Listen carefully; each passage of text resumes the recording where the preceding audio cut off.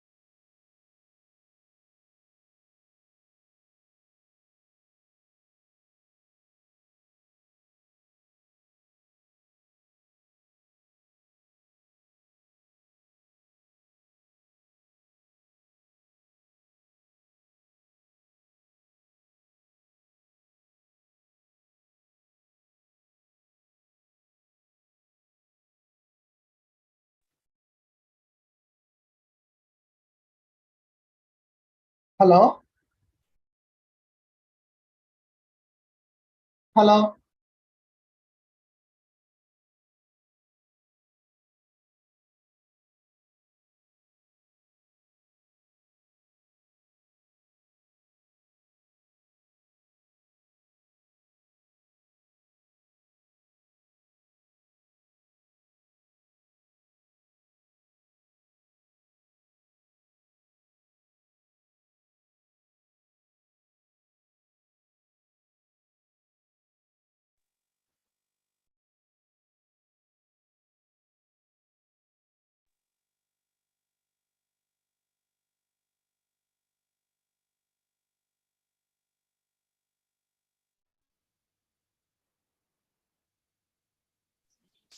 Hello.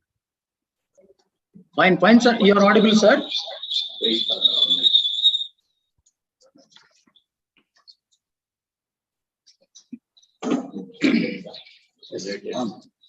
So, good morning, all the participants.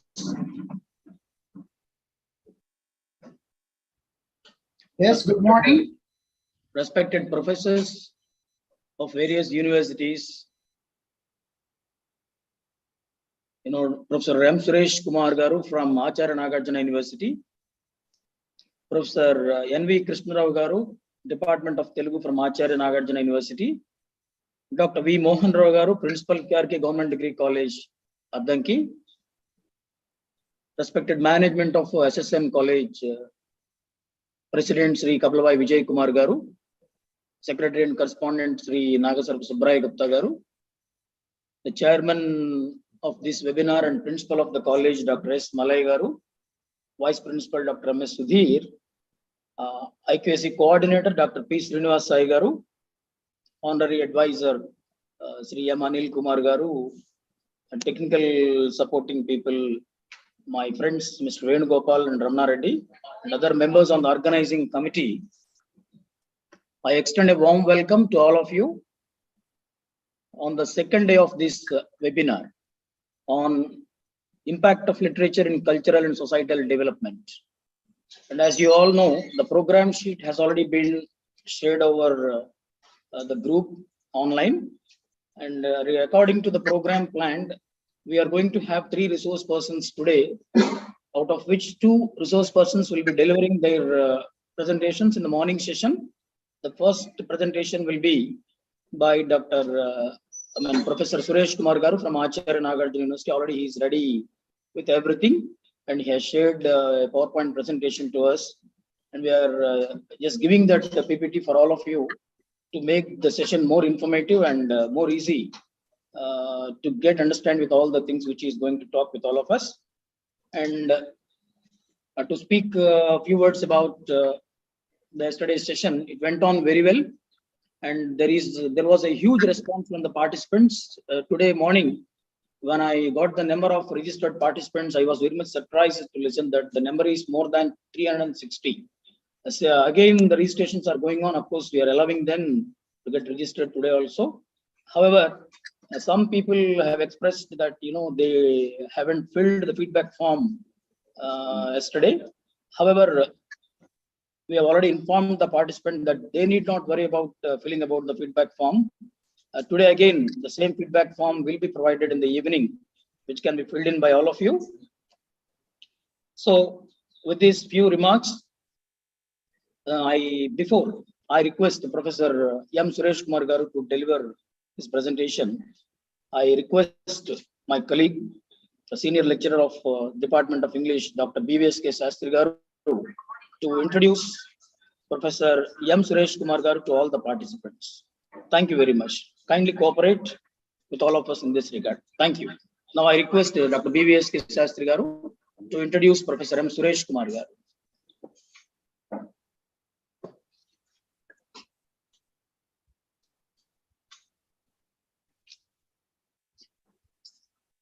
Thank you, sir. Very good morning, everyone. I am very fortunate to introduce Professor M. Suresh Kumar Garu for today's session. There is no exaggeration to say that he is a powerhouse of knowledge. No doubt about it. Now, I would like to share you some details about our sir. Sir was born on 4th April 1971, obtained his PhD in 2012 from Acharya Nagarjuna University, Guntur, started his teaching career at VSR and NVR College, Tenali, before joining as assistant professor in ANU, Guntur in 2003. He possesses 25 years of vast teaching experience. Now, I would like to share some endeavors of Dr. Suresh Kumar Garu with happiness. He attended 121 seminars and he conducted 5 seminars also. He published 81 articles, 53 in journals, 20 in books, and 6 in proceedings. He published 6 books.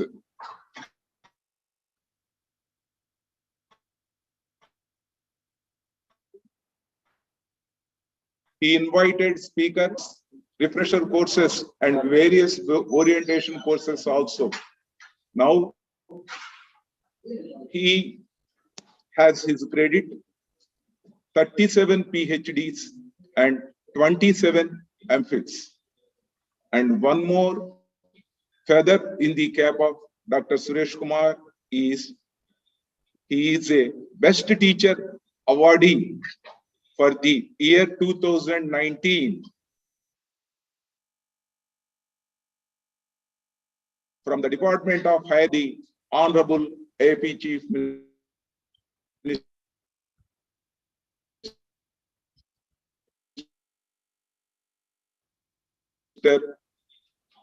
team during August 30 to 2nd September 2021. Visited Christ Church College, Kanpur, UP as a member of NAGPIR team to 3/11/22. He visited Kodachari Government First Grade Degree College, Shivamogga, Karnataka as a member coordinator of NAGPIR team during 10/1/23 to 13/1/2023. He got International Best Teacher Award in Goa in 2016 from an international organization, that is IMRF. He participated in literary, cultural, and other activities as a member of Lions Club, Rotary Club, Vasavi Club, and president of Gandhi Ashram, Tadepalli, a home for the aged people. And he is now discharging his duties as trust board member of Kasi Visveswara Temple, Tadepalli, and he was invited as one among the 3 academicians from Andhra Pradesh to the Parliament of India to take suggestions and advice to frame a national education policy in May 2016.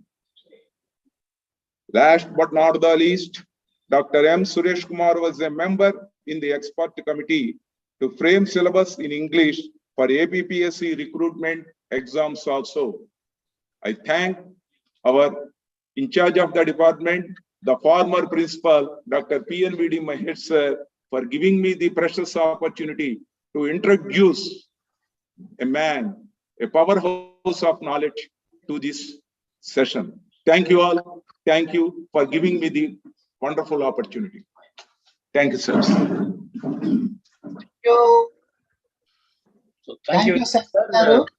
Thank you very much, Dr. BVSK Shastri Garu. And we are very fortunate enough to have Professor M. Suresh Kumar Garu as one of the resource persons for this webinar. Actually, most of the people, they don't know that, he started his career as a Group 1 officer. He was appointed Group 1 officer way back, it was in 1997, if my memory goes in the right way. After that, he just shifted to this teaching field and he worked for a few years at Tenali, and then he was promoted to Acharya Nagarjuna University as the professor of this department.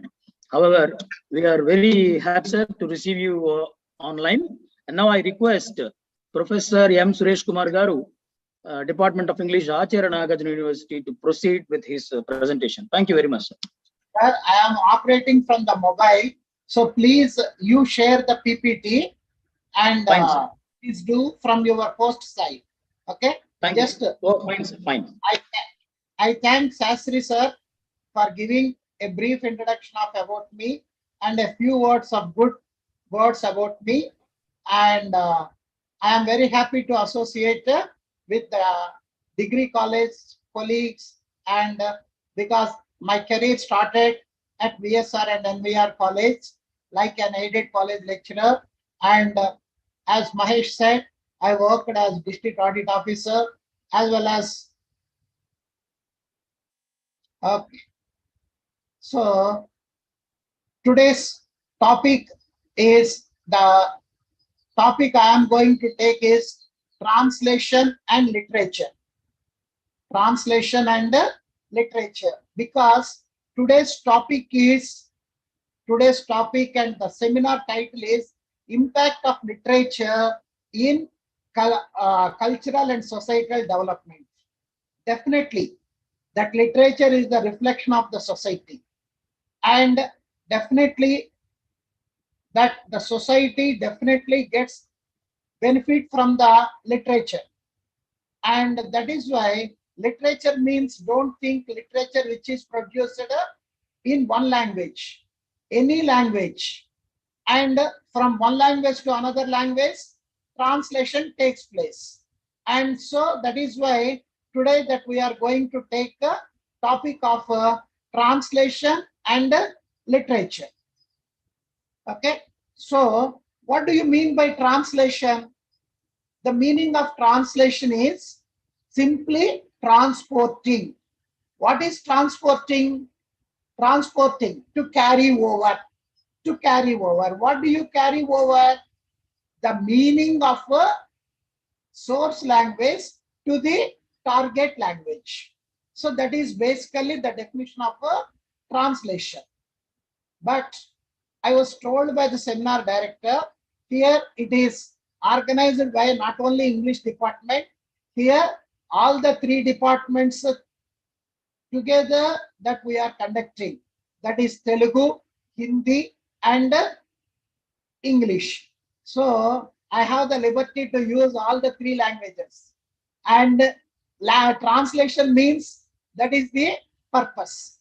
So here I would like to use all those things. Translation anangana manam emanuntamu ante అనువాదము. అనువాదం అనేటటువంటిది కూడా 3 రకాలండి. ఏంటి 3 రకాలు అంటే అనుకరణ, అనువాదము, అనుసృజన. అనుకరణ, అనువాదము, అనుసృజన. దీన్నే English లో చెప్పుకుంటే transliteration, translation, transcreation. Let me give you some examples. For example, I am using the computer. నేను కంప్యూటర్ ని వాడుతున్నాను. ఇందులో నేను ట్రాన్స్లేట్ చేసింది ఐ అంటే నేను, కంప్యూటర్ అన్న పదాన్ని యాజ్ ఇట్ ఈస్ గా తీసుకొచ్చాము. So it is called as transliteration. అనుకరణ, అనుకరణ, అనుకరణ. Translation means totally changing with the equivalent word with the target language. Anusrujana means it is translation plus creation. For example, నీవు అందంగా ఉన్నావు. You are so beautiful. It is a translation. You are looking like a moon. You are looking like Aishwarya Rai. Here it is a transcreation. నీవు అందంగా ఉన్నావు అన్నదాన్ని ఇంకా ఎక్కువ చేసి చెప్తే ట్రాన్స్క్రియేషన్. ట్రాన్స్క్రియేషన్ కి మనకు తెలుగులో పదము అనుసృజన. సో అనుకరణ means when there is no equivalent word in the target language, you are bringing the source language word as it is to the target language, then it is called as a transliteration. When you are bringing equivalent word from source language to target language, then it is called a translation. If you are using more than translation and you are highlighting, you are creating on your own, then it is called a transcreation. That means translation plus creation. Two words together, transcreation. So this is the basic information which I would like to tell you. What is translation? Generally, translation means we think it is only one language to another language. No. Then it is very confined, meaning one language to another language. For example, you are teaching in the English classroom to the students. You are reading the text and explaining the text in English language. That means you are translating in the same language. Then it is called a intralingual translation. If you teach in Telugu, then it is called a interlingual translation. Not only you are teaching in language, you are also using the body language, you are using the symbols and all that. Then it is called a intersemiotic translation. That means from sign language to language, language to sign language. Okay, body language, language to body language to language. That is also called as a intersemiotic translation. So translation, we should take it in a very broader term. Translation, we should take it in a very broader term. So till now I tried to explain you what is transliteration, what is translation, what is transcreation. Anukarana, అనువాదము, అనుసృజన. అనుకరణ మూల భాషలో పదాలు గనక మన యొక్క target language లోకి గనక లేకపోతే వాటిని యాజ్ ఇట్ ఈజ్ గా తెచ్చుకుంటే అనుకరణ అంటాము. మూల భాషలోని పదాలు మన టార్గెట్ లాంగ్వేజ్ లోకి అనువదిస్తే అనువాదము అంటాము. మూల భాషలోని పదాన్ని ఇంకా ఎక్కువగా చేసి చెబితే, మన సొంత పైత్యం కూడా కలిపితే దాన్ని ట్రాన్స్క్రియేషన్ లేక అనుసృజన అంటారు. So this is the basic concept. And coming to the other one, చాలా మన ట్రాన్స్లేషన్ యొక్క అనువాదం యొక్క పరిధి కనుక తీసుకుంటే, మన అవతల వాళ్ళు చెప్పేటటువంటిది భాషా రూపంలో కాకుండా బాడీలో ఎక్స్ప్రెస్ చేసినా కూడా అది ట్రాన్స్లేషనే. For example, a teacher is taking the class. A new student has come into the class. He need not to ask, may I come in, and you come. Just you make a sign, okay, come in. That is also a kind of translation. You are translating your thought, you may come in. through the body language. That is also called intersemiotic translation. So with this, that we can go for the next slide. Then coming to the translation, there are 4 types of translation according to Godfrey. What are those 4 types of translations? One is literary, that means poetry translation, novel translation, short stories translation. All those are called literary translation. Second one, scientific and technical translation. That means it is AI, artificial intelligence, okay, VLSI, and all CSI, all those technical words. Nowadays, even the China also wanted every book into their Chinese language. They are translating every book which is published in English into Chinese language. That means they are going for technical translation, scientific translation, because they wanted to learn. That is why they are able to produce in mass level. Because when 100,000 crores of invention invented by European society or American society, within next year, China is producing in mass because of a technical translation. There are officially the government employs technical translators in China. In my Chinese trip in 2019, before Corona, I understood why China is prospering. The reason is they are hard workers and they do not deny the world. They go with the world and they fight with the world. Okay, so they take the translation necessity understood and they are employing. Next, coming to commercial or business. Commercial or business means that we are seeing same advertisement. You may change the channels from one channel to another channel. You see the same advertisement, PMJ, okay, that is the daughter of the superstar Mahesh Babu's, or some other one, Santur baby, okay. Oh, N.College girl, the same thing in all the languages, either in Malayalam or Kannada or Telugu or Hindi. Ye dil mange more, taste the thunder, the same thing. That means for the purpose of commercial, advertisements, business, these are called translation of business translation. That one must be very careful in business translations. I'll give you a simple funny example. Lime and lemony was the Limca's motto or tagline. Lime and lemony. And I saw the words in Telugu, Nimma Nimmani. That means the translator has taken literal meaning and it doesn't have any meaning. Challa challaga. That is the intention. Okay, intention of the word. Okay, but he used Nimma Nimmani. That is what you have to be very careful. And coming to the fourth one, interpreting. Interpreting means the source language, you take only the essence or summary and you create on your own, almost something like the transcreation, which I have said. You are interpreting, you are taking the meaning. Okay, that is called as a interpreting. So these are the 4 types of translations you could see in the present world. And my focus will be only on a literary translation because today's topic is on literature.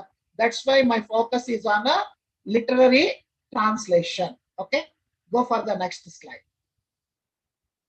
And who is the beginner among the British poetry or British writers who taught about translation? It is John Dryden, a critic, a famous critic, who has used the word metaphrase and paraphrase. Metaphrase means literal translation. Metaphrase means literal translation. Okay, but all the time literal translation will not help. I am Suresh Kumar. Nenu Suresh Kumaru. Na peru Suresh Kumaru. It is a literal translation, meta phrase, but all the time it may not be possible. For example, the word put off the light by Othello towards Desdemona. Here, it doesn't mean కొవ్వొత్తులు ఆర్పేయండి కాదు. Put off the light. That means put off the light. And the second one, put off the light, that he wanted to kill Desdemona out of jealousy, out of suspicion. That is why he said, I wanted to put off your life. I wanted to end your life. What is your final wish? He has asked it. So that is called as paraphrase. You need to understand the meaning of the context. Don't take the literal meaning, put off the light, put off the light. Here, put off the light means the second meaning, that I wish to end your light. And what was your wish? Like that. Okay. So the beginning one, John Dryden, who belongs to the 16th century. Go for the next slide. There, translation problems are different from one language to another language, because there are some languages in the world, have fixed order. Rama killed Ravana. It comes all the time the same way. Rama, subject, verb, object. Subject, verb, object. A fixed order is there. Some languages like English, French, and German. But there are some languages like Telugu, Greek, Latin, Polish. We do not have this kind of order. It may come at any time, at any place. రాముడు రావణుని చంపెను. రాముడు రావణుని లంకలో చంపెను. రాముడు రావణుని లంకలో తన యొక్క భార్య సీతను అపహరించినందుకు చంపెను. You can change at any word, any place, at any place. That is why it is free word order language, Telugu, and fixed word order language, English. Okay. And the problems comes actually this time of languages. When you want to translate from English to English, it is easy. But when you want to translate from one type of language to another type of language, then it is difficult. That's why we need to know the word order of the language. That is very important for us. Go to the next one, please. Go to the next slide. Okay. Coming to the basic quality of translation, basic feature of translation. A translation must be faithful. The translator must be faithful to the original text. You understand? But he says many times, when you want to make the translation faithful, it may not appear beautiful. It may not appear beautiful. When you want to make a translation beautiful, it may not be faithful. That is why achieving the target of beautiful and faithful is the duty of the translator, which is of very, very difficult. Okay, go to the next one. Then among our people, many people know Mahashweta Devi. Mahashweta Devi is a Bengali writer who has written so many excellent literature and works, novels and short stories in Bengali language. But she came into the English literature.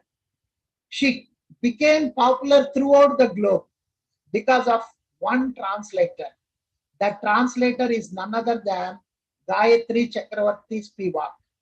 She is the one who has translated all the works of Mahashweta Devi. Mahasweta Devi's writings now has become a very important bunch of literature, not only in India, throughout the globe, because of one translator, that is Gayatri Chakravarti. In the same way, in the olden days, Sarat Chandra Chatterjee and Rabindranath Tagore, both are contemporaries and great writers. But Rabindranath Tagore got international fame, whereas Sarat Chandra Chatterjee his fame is limited to Pachim Bengal, that is only West Bengal. The reason is he wrote in Bengali language only. And moreover, remember, when he has lost his life, that Bengal followed 3 days, mourning days, and the Bengal streets filled with the crowds when his last procession was taking place. And remember, మన ఇసుక వేస్తే రాలనంత అంటారే, అది literal గా జరిగింది. అంత ఎక్కువ మంది, కొన్ని కోట్ల మంది ఆయన పార్థివ దేహం కోసం వచ్చారు. But he was not known to the world, because during that time his translated works are not known to the other world. For example, in Telugu, in Andhra Pradesh, everyone knows Devadasu, Bhattasari. But how many know that Devadasu was a novel written by Sarat Chandra Chatterjee, which was translated into Telugu? It was translated into Telugu and made as a film. In fact, intersemiotic translation. Making the novel as a film is a intersemiotic translation. What that Gayatri Chakravarti Spivak says, translator must surrender to the text, as translation is the most intimate act of reading. Most intimate act of reading. That is why I used to tell to my students, if you want to understand the text, read the text once. If you want to write for the exam, read the text twice. If you want to translate the text, read thrice, because you understand new meaning with every reading. That is why it is an act of intimate act of reading. Go for the next slide. Okay, coming to the one, he is the Saint Jerome. Who is this fellow? He is the one who has translated Bible from Hebrew to Latin language. Today you see Holy Bible language in more than 600 languages, including Telugu, Tulu, Kannada, whatnot. Every language Bible is translated. The first translation from Hebrew language to Latin was done by Saint Jerome. See, unless he has translated from Hebrew to Latin, from then later Latin to Greek, Greek to English, this was also big history. There was a saying, translation goes to Bible and Bible goes to translation. Translation Bible కి రుణపడి ఉంది, అదే విధంగా Bible translation కి రుణపడి ఉంది. ఎందుకంటే Bible machine యొక్క ఉద్దేశం ఏమిటి అంటే, అది ప్రతి భాషలో చెప్తుంది. దానికి ఒక కమిటీ ఉంది. వాళ్ళు ఏం చేస్తారు అంటే, ఒక 100 మంది మాట్లాడేటటువంటి ఉన్న ఒక భాష అయినా సరే, ఆ భాషలోకి బైబిల్ని అనువదించండి, వారి భాషలోనే చెప్పండి, వారి మాతృభాషలో చెబితేనే వారి గుండెల్లోకి దేవుని వాక్యం వెళుతుంది అనేటటువంటిది వాళ్ళ యొక్క సిద్ధాంతం. దానితోటే బైబిల్ అనేటటువంటిది ప్రపంచవ్యాప్తంగా ఎక్కువ భాషల్లోకి ఎక్కువ క్రైస్తవం వ్యాప్తి చెందడానికి ఉపయోగపడింది. దానికి Bible as well as translation both goes to each other, and one has to give a homage and respect to Saint Jerome, who has made it possible that Bible available to the world. Okay, But the same Jerome also made some mistakes while understanding that. I will show you that in the next slide, what it is. What that Saint Jerome has translated, as you see, that Moses, 10 commandments. After Moses has brought the 10 commandments, actually that Hebrew word, Israeli word, Hebrew word, okay, that Karan is there. Karan, which means radiance. Karan, which means radiance, means Moses యొక్క ముఖము ప్రకాశవంతంగా వెలిగిపోతుంది అనేది అసలు ఉద్దేశము, అసలు వాక్యము. కానీ Saint జెరోము కరన్ బదులు కెరెన్ అనేటటువంటి పదంగా తీసుకున్నాడు. కెరెన్ అంటే ఏంటి? కొమ్ములు. అందుకనే మోసెస్ ని కొమ్ములున్న వ్యక్తిలాగా మనం చాలా కొన్ని వందల సంవత్సరాల పాటు పెయింటింగ్స్ లో చూసాము. Moses, because of A small bad translation. Very few people know these offenses. Horned Jew, it is not the one. So this is, one should be very careful while making the translation. A simple example. But do you know, Saint Jerome was also punished for making the translation. And he hid himself. It was that kind of society. Now today that society and the whole human beings all are woe to Saint Jerome. Okay, that is what we need to understand. Okay, go for the next one, sir. Then, as I told you just what type of mistake we do. Instead of Karan, he has taken it as Karan. That is what here I would like to tell you. Don't do these 5 mistakes while making the translation. Number 1, doing translation verbatim. Verbatim means unnadi unnattuga translate cheyaddu. For example, somebody has mentioned na peru Gudimetla Bangar Raju, and a foolish translator translates, okay, na peru Gudimetla Bangar Raju alla, my name is Temple Steps Golden King. Then it is called verbatim. Okay, exaggerating the meaning of the words. Don't exaggerate the meaning of the words unnecessarily. For example, he might have said he is a kind man. Okay, and when you say he is equal to Sibi Chakravarti, he is equal to Karna, then it is exaggerating the meaning. And then using the wrong words. Very careful, you should use very careful, because you see in a film also, okay, the whole college is celebrating, has been translated, college ki bokka badindanta, WHO whole ni HOLE whole ga marchesadu translator. So that is using wrong words, and then lacking the communication skills, trying to tell what exactly the translator is telling. For example, even in the recent translations of Rajiv Gandhi, when he is going for his Bharat Jodo journey, when the others are not translating properly, he used to intervene, that if you observe that. And next, not translating in an appropriate style. And generally translation should go as per the requirements of the reader. It must be reader based. You made a translation, but the readers are not able to follow. What is the use of that?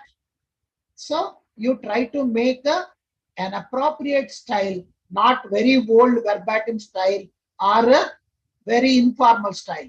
You should maintain the standard. Okay, so don't do these 5 mistakes. And yes. Then coming to our topic, because you have mentioned that is cultural development and societal development literature. Why not? India is a very big country. We also call it as a Indian subcontinent, Bharata Upakandamu. In fact, it is the land of many religions. It is the land of many castes. It is the land of different geological conditions. You can have Antarctica, you can have Thar or Sahara, because we have deserts, we have mountains filled with ice, Switzerland like Himalayas, as well as very hot situation like African countries like our South India, Vijayawada, like that. So definitely, above all, in the whole world, when there are 600 languages, about 300 languages, active languages are there in India. That is why India, you can see unity in diversity, diversity in unity. ఎన్ని రకాల వైవిధ్యాలు ఉన్నప్పటికీ కూడా ఒక భిన్నత్వంలో ఏకత్వం అనేటటువంటిది భారతీయ సంస్కృతిలో ఒక భాగం లాగా ఉన్నది. ఆ ఉండడానికి కారణము సాహిత్యము, ఉండడానికి కారణము లిటరేచరు. అదే ఇప్పుడు మీకు చెప్పబోతున్నాం. మా రామాయణ మహాభారతాలు భారతదేశం మొత్తాన్ని ఇది మన ప్లేసు, మన ఖండము, మన దేశము అని ఫీల్ అయ్యే విధంగా చేస్తాయి. Okay, next slide please. Yeah, this is what I have explained. See the different types of Indian atmosphere. Okay, next. This is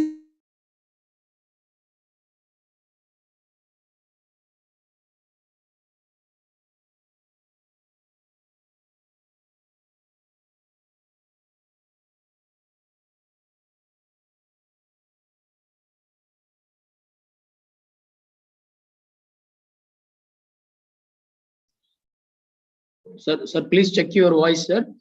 We are unable to hear your voice, sir. Please check your internet connection. Suresh garu.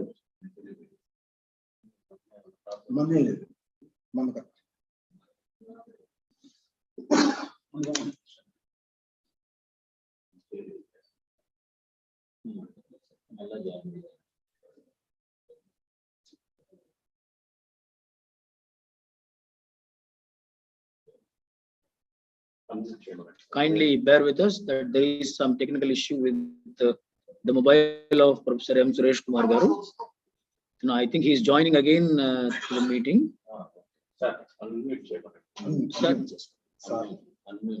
Sir, Suresh garu, please unmute your mobile, sir. okay. Fine, sir. Fine. Okay, are you able to listen? Yeah, fine, sir. Now you are audible. Continue. Yeah, thank you, sir. The Republic by the Plato, which is the one which was so popular in the old period, which is a very important and basic work for many works. That is the Republic by Plato. And the second one, very few people might have known, but 1789 French Revolution took place. As a result of the French Revolution, the impact was there throughout the globe, which was taken place on July 1789. And the reason for the French Revolution is the book by Voltaire, and the name of the book is Candide. Otherwise, you may remember this word. స్వేచ్ఛాజీవిగా పుట్టిన మానవుడు సర్వత్రా సంఖ్యలతో బంధింపబడి ఉన్నాడు. స్వేచ్ఛాజీవిగా మానవుడు పుట్టుకతో స్వేచ్ఛాజీవి, కానీ ఇప్పుడు ప్రతి చోట సంఖ్యలతో బంధింపబడి ఉన్నాడు. That was the beginning line of Candide. So that Candide is the one which was written by Voltaire, is the root cause for the revolution of the French Revolution, which has given to the world liberty, equality and fraternity. Swecha, Samanatvamu, Saubhratrutvam.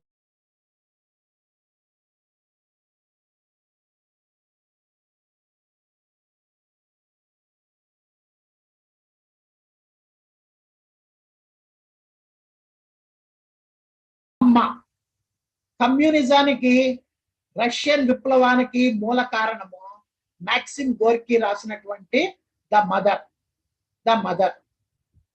Okay, And the next one, I have given the English title.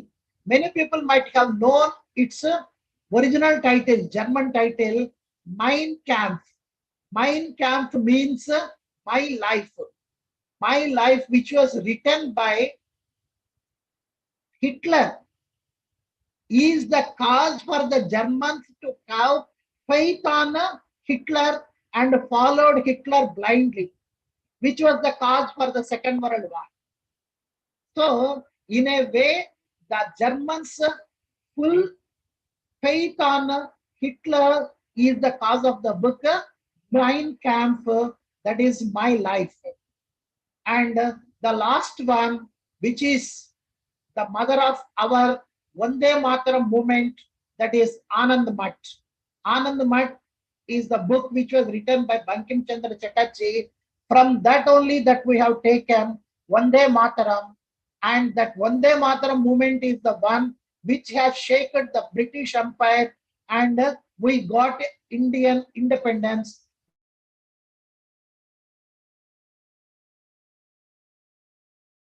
The total country and cause for the major changes or revolutions in the world.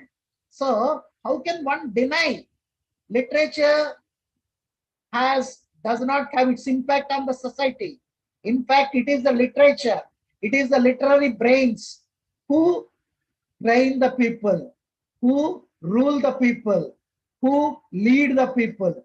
That is why they said it is the poet is the visionary leader, said by Coleridge. And then coming to the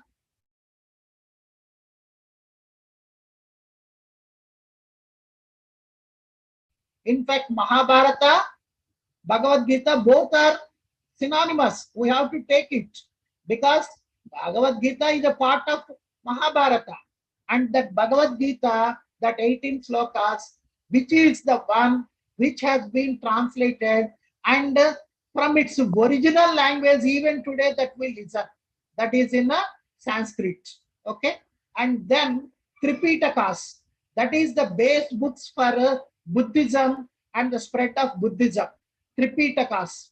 Okay, because the teachings of Buddha are in this Tripitakas. Okay, and in fact, Tripitakas are the holy books for so many people in the world. Either they are Maha Jains or Digambaras, any sect of the Buddhism.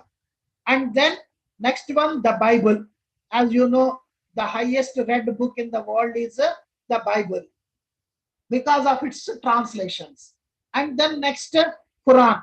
At the beginning, the people, the Islamic board is against the translation of the Quran. But later on, they understood the Bible is spreading every nook and corner. The Quran is not spreading. How come? Because when they understand only, they can follow. That is why now they also allow translation, and now Quran is available in all other languages also. Even the above books are also available in different languages. And then last one, Sikhism, that is Adi Granth. Adi Granth. Okay, Adi Granth is the book which is the basic holy book for the Sikh people, the followers of the Sikh religion. For example, this Buddhism as well as Sikhism as well as Jainism and Hinduism, all four religions took place in India only. Okay, that is next slide. Okay, as I told you that these are the books like Mahabharata and Ramayana which have united the Indians. That is why in those days they say Kasi to Rameswaram, Rameswaram to Kasi. Rameswaram loni Isukam this.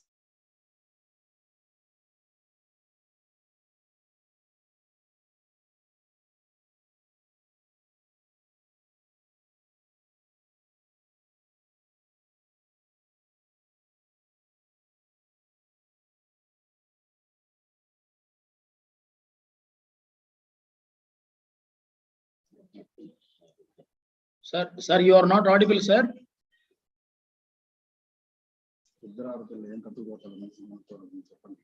Sir, Suresh Garu.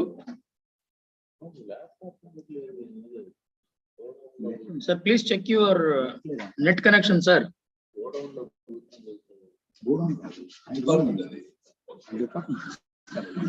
Already, sir has told me that the internet connection in the university is not so stable. I think that's how he's getting problem again and again regarding this internet.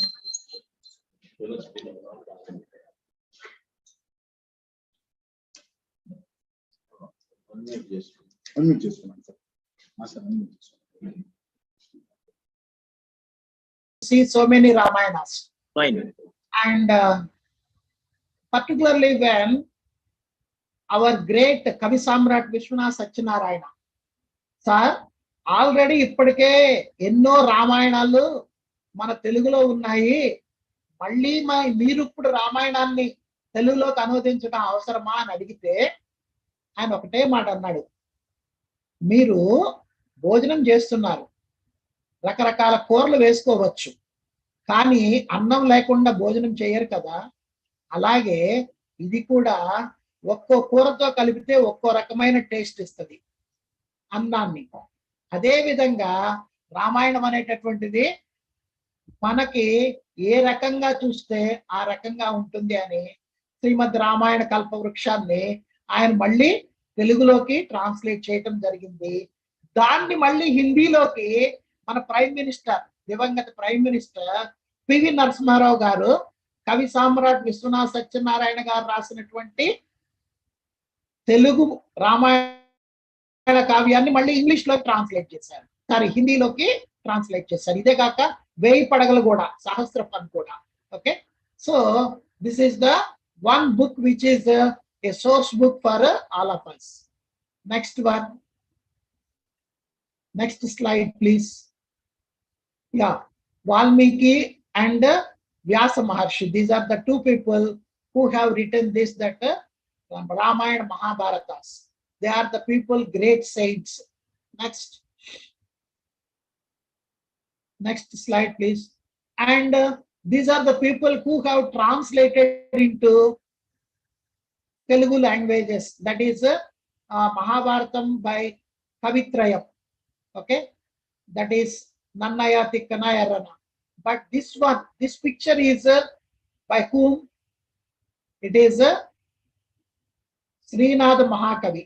Okay, who is a great translator in Telugu, who has translated so many Sanskrit works into Telugu.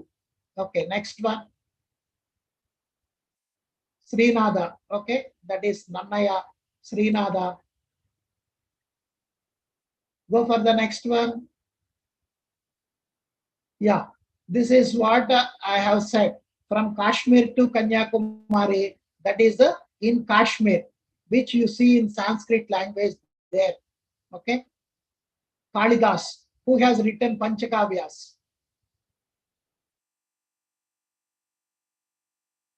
Is it not my audio? My voice is not audible to you? నా మాటలు మీకు వినిపిస్తున్నాయా లేదా? Sir, you are audible. You are very much audible, Suresh Garu. No problem. Continue. ఎవరో message audio వినపడట్లేదు అన్నారు, అందుకోసం అని చెప్పని. Go for the next one. Fine, sir. No problem. Okay, this is the dynastic, how the Buddhism has spread through the translations. Next one, because time is up, that's why Chinese language, different types of Chinese language. Next, yeah, these are the languages, total history. Technically, according to Washington Post, there are 2,300 languages are there in a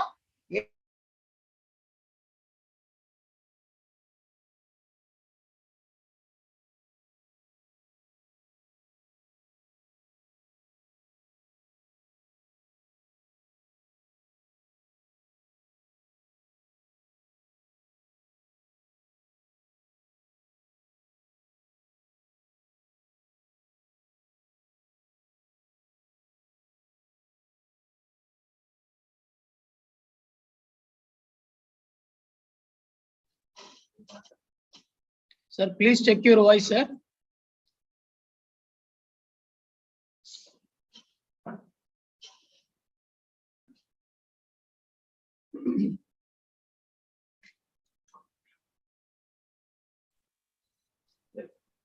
So go to the next slide, sir. Go to the next slide, sir. Okay.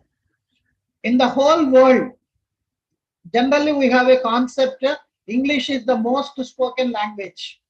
Not English is the highest spoken language. Chinese is the highest spoken language in the world.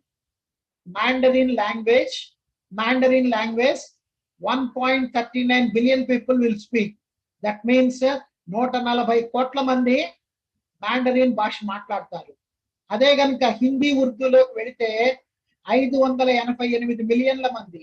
That means nearly 60 crore people Hindi and Urdu together speaks. Whereas English in the third position, 527 million people only. General గా మనం ఏదో అనుకుంటాము ఇంగ్లీషే ప్రపంచంలో ఎక్కువగా ఉన్నది అని. అసలు 3వ స్థానంలో ఉంది ఇంగ్లీషు.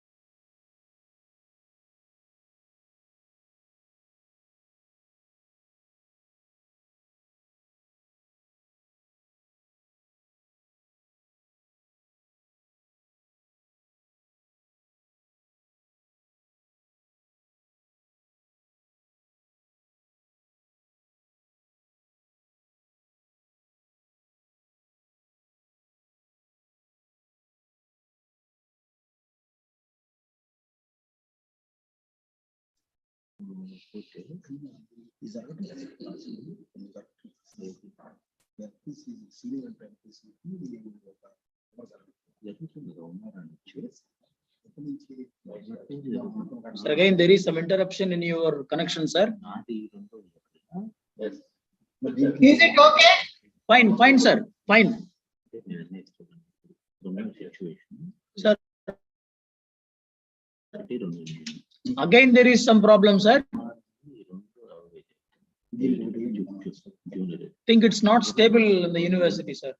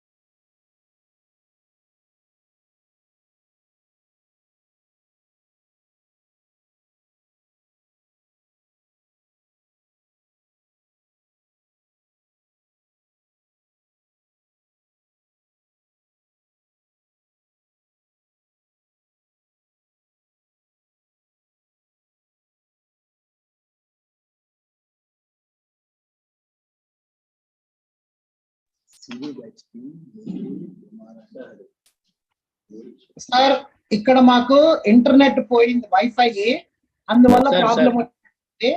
నేను ఇప్పుడు పూర్తిగా మొబైల్ నెట్వర్క్ లోకి వచ్చాను. ఇప్పుడు మీకు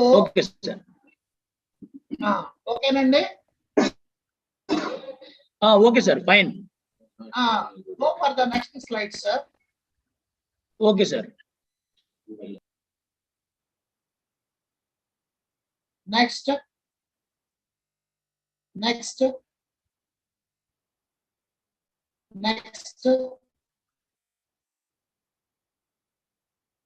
As I told you that Hindi is the second place. Okay, next. Telugu. Now we are coming to the Telugu in South Indian languages. In fact, in the whole country, after Hindi, the highest spoken language is Telugu only. Okay, Telugu speaking people are there in Andhra Pradesh, Telangana, Yanamu, main language, but in many other states, in many other states also that you can have. And when you take the people who are settled in UK, USA, New Zealand, Australia, and all together, then Telugu is regarded as the second highest spoken language. But can you see the Telugu script which was available at Krishna district as a inscription? Go for the next one. This is the early script of Telugu which was available at the Krishna district near Nandigama in those inscriptions, which belongs to the 9th century. Okay, go for the next one. Okay, as I have told you that there are so many other languages, and go for the next one. Basically, our Indian languages can be divided into two categories: Indo-European family languages, Dravidian languages. All South Indian languages belong to Dravidian languages, and Hindi, Bengali, and all other languages belong to Indo-European family. Next. Because that is not so important. And Shakespeare, as we call Shakespeare, is the father of Indian English drama, that is the drama, British drama, and many of his works are there. But remember, Shakespeare is also a translator. He has translated many Latin dramas which were popular and made changes according to the taste of the British people. Okay, go for the next one. And coming to the Rosetta Stone is the one which is available one, which is a proof one that the script has two languages, which was there and which you can see in the museum. Next, Cicero is the one who is the father of translation. Next, also Cicero. Next, next, next, next. Yes, translation studies. Translation studies is the one which is doing as a business of 5 to 7 billion euros. The work of translations, the translation works, for example, Google Translate translation has become a very big business one, and the people who have completed expertise or diploma in translation are being employed very easily. Okay, next. Next. Because it shows all, because it may not be useful for you. There are 143 universities in the globe which are offering exclusively MA in translation studies. That means a 2 years master's program in translation studies. And from this year onwards, Acharya Nagarjuna University is also going to start translations, MA in translation studies. Till now, it is offered only by central universities. And in Andhra Pradesh, it is the first university which is going to offer MA degree in translation studies. Those who are interested can contact me because I am the coordinator. Okay, next. Next. Now, translation and technology. Nowadays, you have using the technology, using the computer, using the software, you are getting the translation. For example, Google Translate, Siri, Babelfish, Yahoo. Likewise, these are some apps These are some softwares which are web-based translations, and this will take a 1 full hour lecture on machine translation, which is not today's topic. That is computer assisted translation, machine translation. And go for the next one. He is the father. Claude Pyron is the one whom we call as father of machine translation. Okay, he is the one who tried to make replace human being with a machine to make the translation. Next. Generally, we think to speak English language, so many words. Actually, if you know 2000 words, you can easily speak English, though it has 1,71,476 words. But every day the count is going on. Today it might be another 10,000 words are added. Next. Next.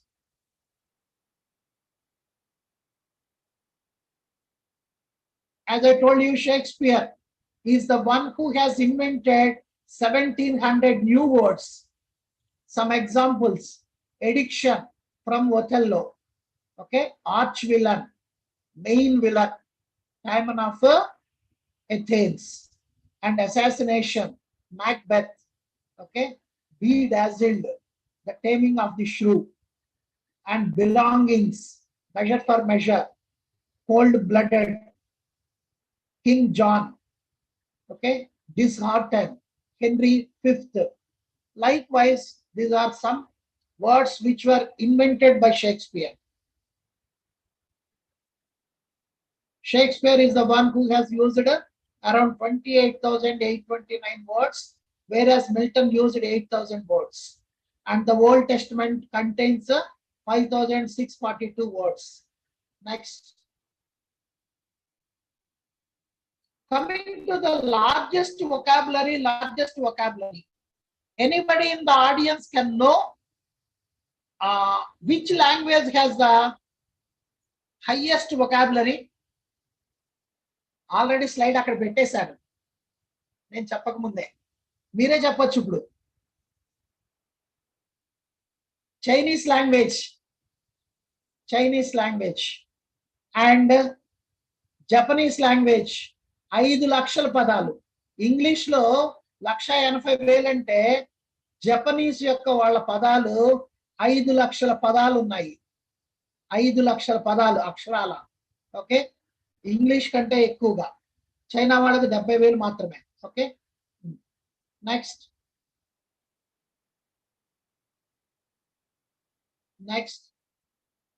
For example Arabic భాషలో ఒంటె అనడానికి 50 రకాల పదాలు ఉన్నాయి.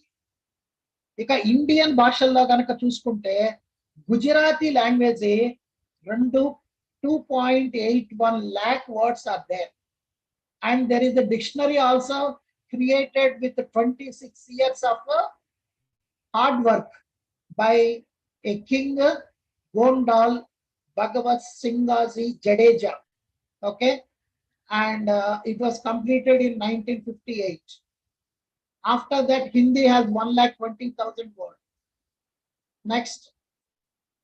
Already I gave you about the literary translation. I have explained you. Next. Yeah, this is what already I have explained to you, how the translations took place. Bible translation, particularly the book which was written by Saint Jerome, it is called as the Vulgate, Vulgate. Chala mandiki teliyadu. Vulgate is the source of Old Testament. Okay, that is. Next.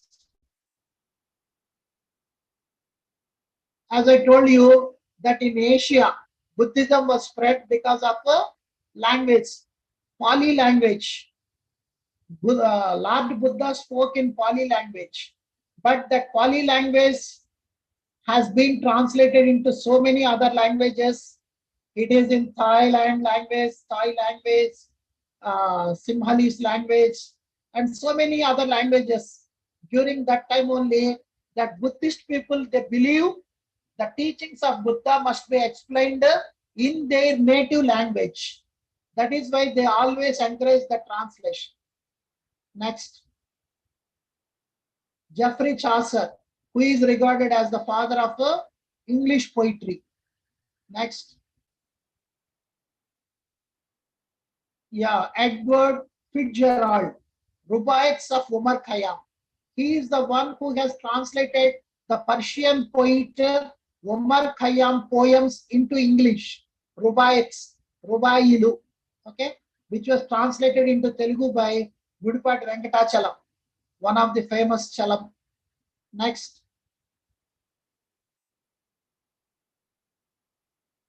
So, translation is like a window which opens the light inside our lives.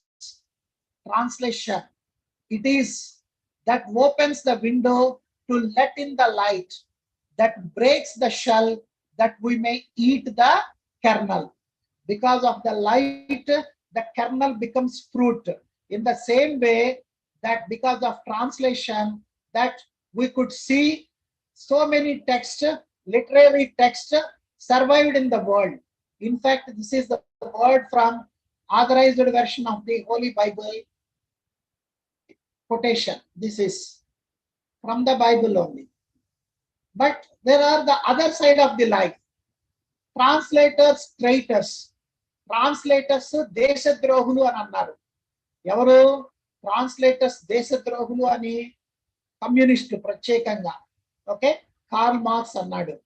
Okay, Karl Marx అన్నాడు. ఏ సందర్భంలో అన్నాడు ఏంటి అనేది కనుక తీసుకుంటే, because of Dubasis, the Britishers and French people are able to establish their colonial empires. That is why a translator is like a knife. With that, you can save the life or you can kill a person. And those Dubasis helped the Britishers, and to establish their empire, translators also helped. That is why those type of translators are called traitors, desadrohulu. Okay, with this I would like to conclude my topic, and just I show you that this cultural diversity of India you could see from Kashmir to Kanyakumari, Kanyakumari to Rameshwaram. Okay, next. This is the bridge at Rameshwaram, Pamban Bridge, which is a popular, famous one on the sea to go to the island of Rameshwaram. Next one. It is in Srinagar. When I went there in 2002, 2003. Okay, a Kashmiri boy, Kashmir. And next one, next slide. It is the house of Abdul Kalam, which was made as a museum. When I went there, I made a photo with that. I would like to ask you any question or query. I tried to explain what is translation, how translation helps for the society, what are the important books which helped the movement of the revolutions, in what way literature has showed its impact on the society, like Candide is the cause of French Revolution, My Life, the cause of Second World War, Mother for the cause of Russian Revolution, and Vande Mataram, Anand Mat for the cause and still of Indian freedom movement. Okay, thank you friends, thank you. So kind of you, sir. Thank you very much for your enlightening presentation. So as you have already mentioned, translation opens the window of light in our life. And translation is the window through which literature can be seen. I mean, the literature of any place can be seen through the window of translation. See, when language is alive, literature is also alive. Language is made alive through literature. Many great works like Greek, the French, are understood by Indians because they are translated into English and other Indian languages. The dissemination of spirit of literature and thereby literary values among the people of the world is possible only through translation. See, we understand Socrates, Plato, Aristotle as their works are translated into English and Telugu even.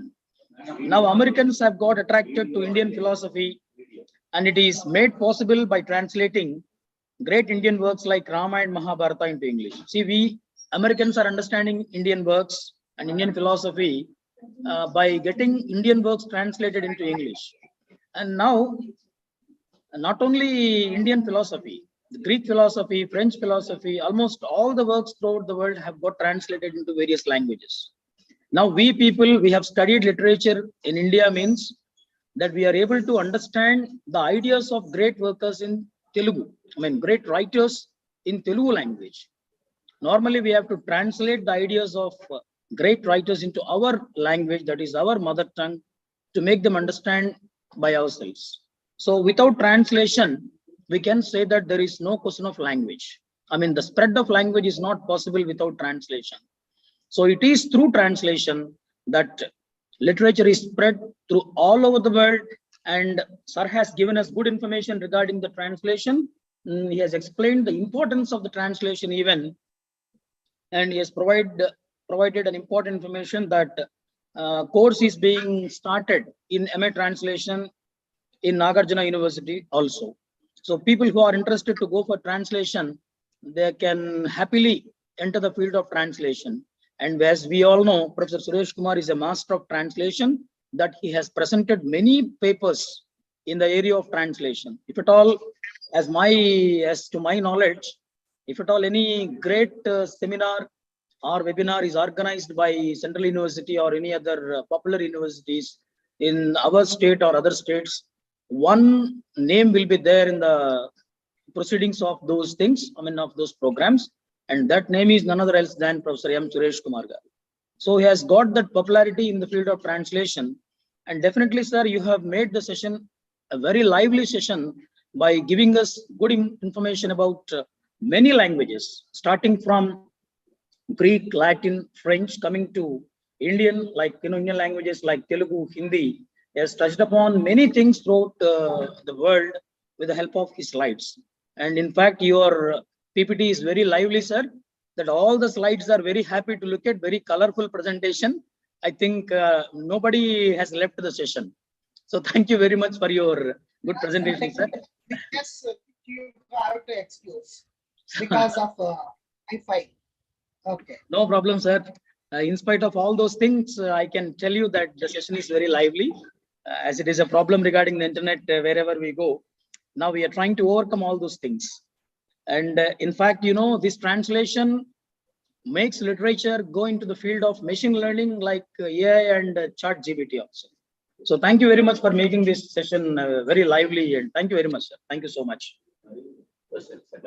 And now I request the participants to respond to this session, that sir is there online and you can talk with sir regarding translation and its importance in the field of literature.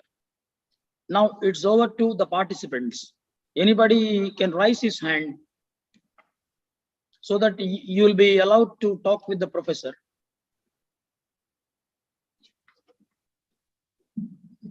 Participants?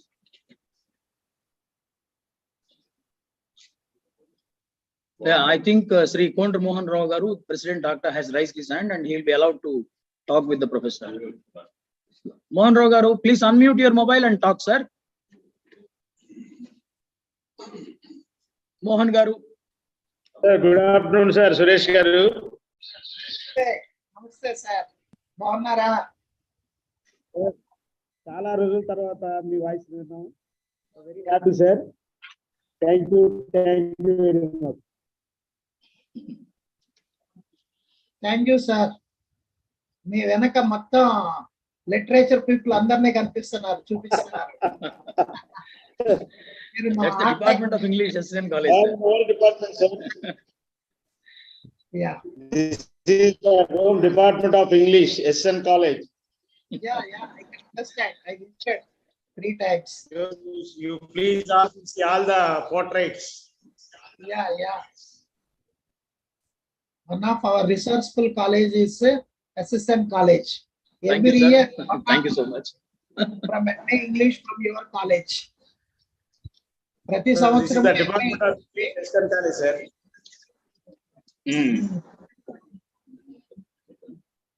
Okay, sir. Thank you. Thank you. Thank you, Mohan Rao garu. Any other respondent? Any other participant, please? Please.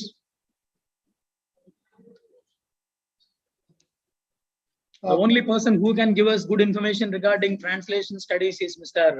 Suresh Kumar garu. Any participant who is interested to enter the field of translation can come out with his or her opinion, idea, and you can get your doubts clarified even about translation studies.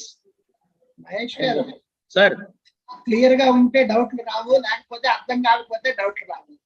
ఇప్పుడు ఇందులో you are very clear, sir. No problem. Your session is very nice, sir. Okay. Thank you. Sir. And time is also up, I think.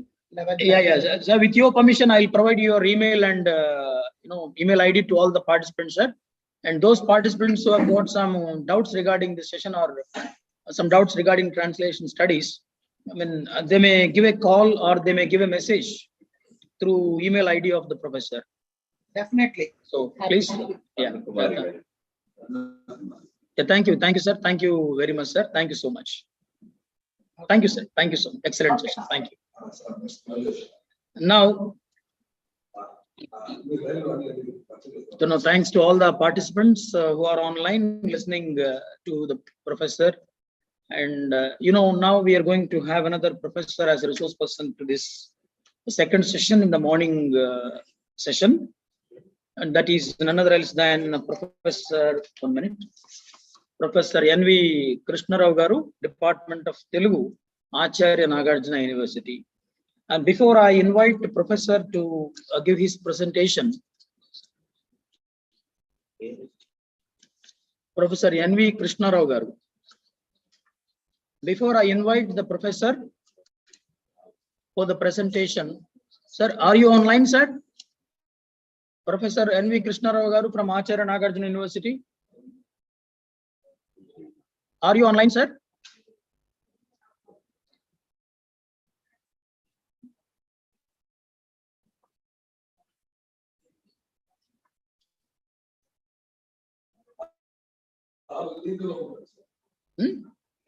Sir. May I request Professor N.V. Krishnarao garu? Sir, are you online, Andy?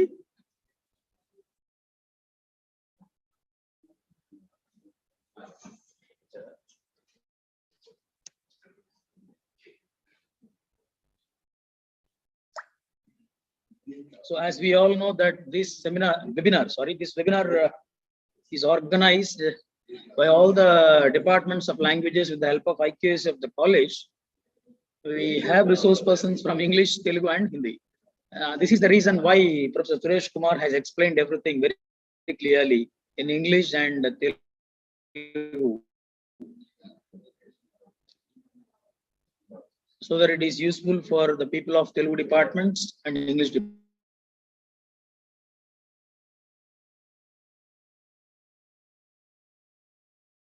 departments.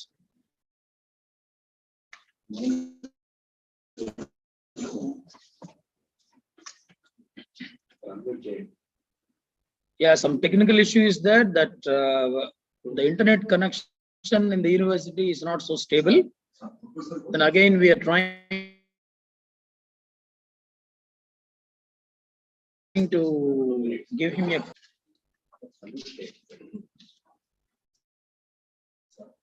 kindly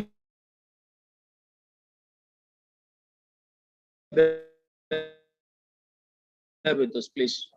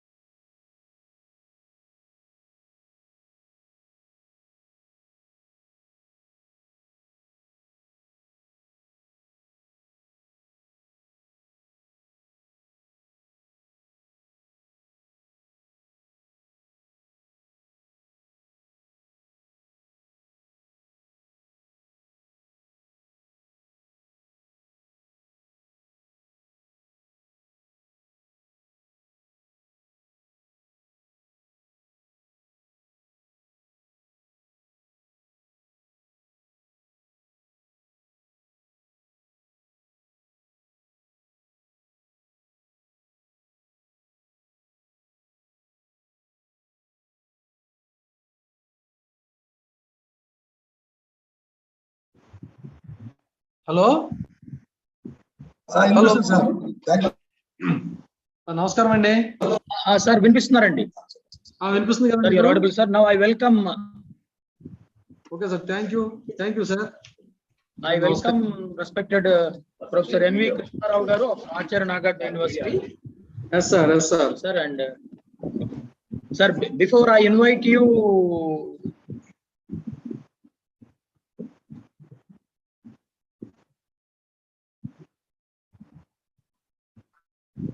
to proceed with your presentation, I request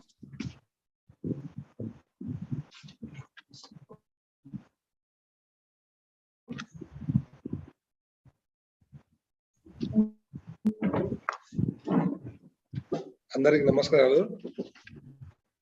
రెండో రోజు అంతర్ resource person గా వస్తున్న ఆచార్య N V Krishnarao గారు, ఆచార్య నాగార్జున విశ్వవిద్యాలయము తెలుగు ప్రాచ్య భాష విభాగము ఆచార్యులుగాను, తెలుగు శాఖ అధిపతిగాను సేవలు అందిస్తున్నారు. నవల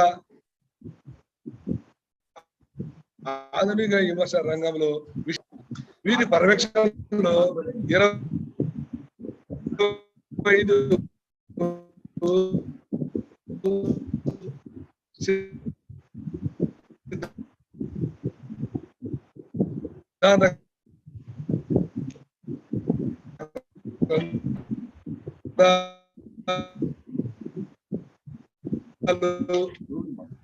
వీరు వివిధ జాతీయ డిగ్రీ కళాశాలకి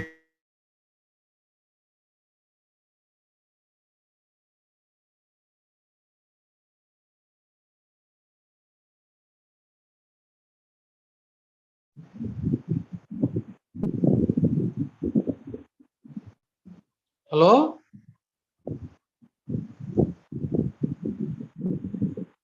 హలో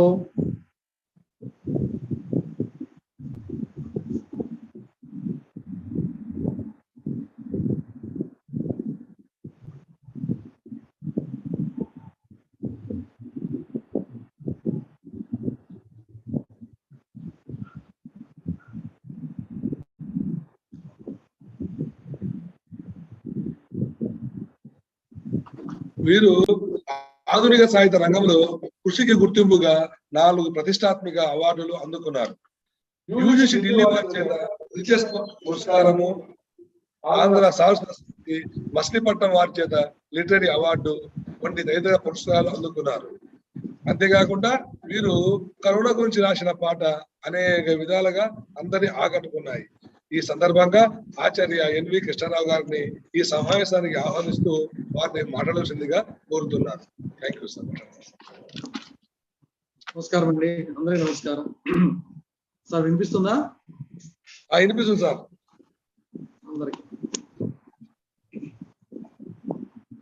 అందరికీ నమస్కారం.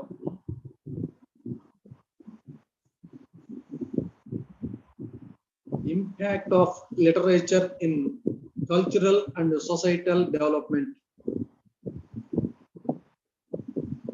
సాంస్కృతిక సామాజిక అభివృద్ధిలో సాహిత్యం యొక్క ప్రభావం అనే అంశం మీద 2 రోజులు అంతర్జాతీయ సదస్సును ఏర్పాటు చేసినటువంటి నరసరావుపేట SSN కళాశాల వారికి ముందుగా హృదయపూర్వక నమస్కారాలు. అందులోను ముఖ్యంగా కళాశాల యాజమాన్యం వారికి సహకరిస్తున్నటువంటి అధ్యాపకులు, అధ్యాపకేతర సిబ్బంది వారికి, ముఖ్యంగా మాకు ఇటువంటి అవకాశం కల్పించినటువంటి తెలుగు విభాగాధిపతి డాక్టర్ భాను నాయక్ గారికి హృదయపూర్వక కృతజ్ఞతలు తెలియజేసుకుంటున్నాను.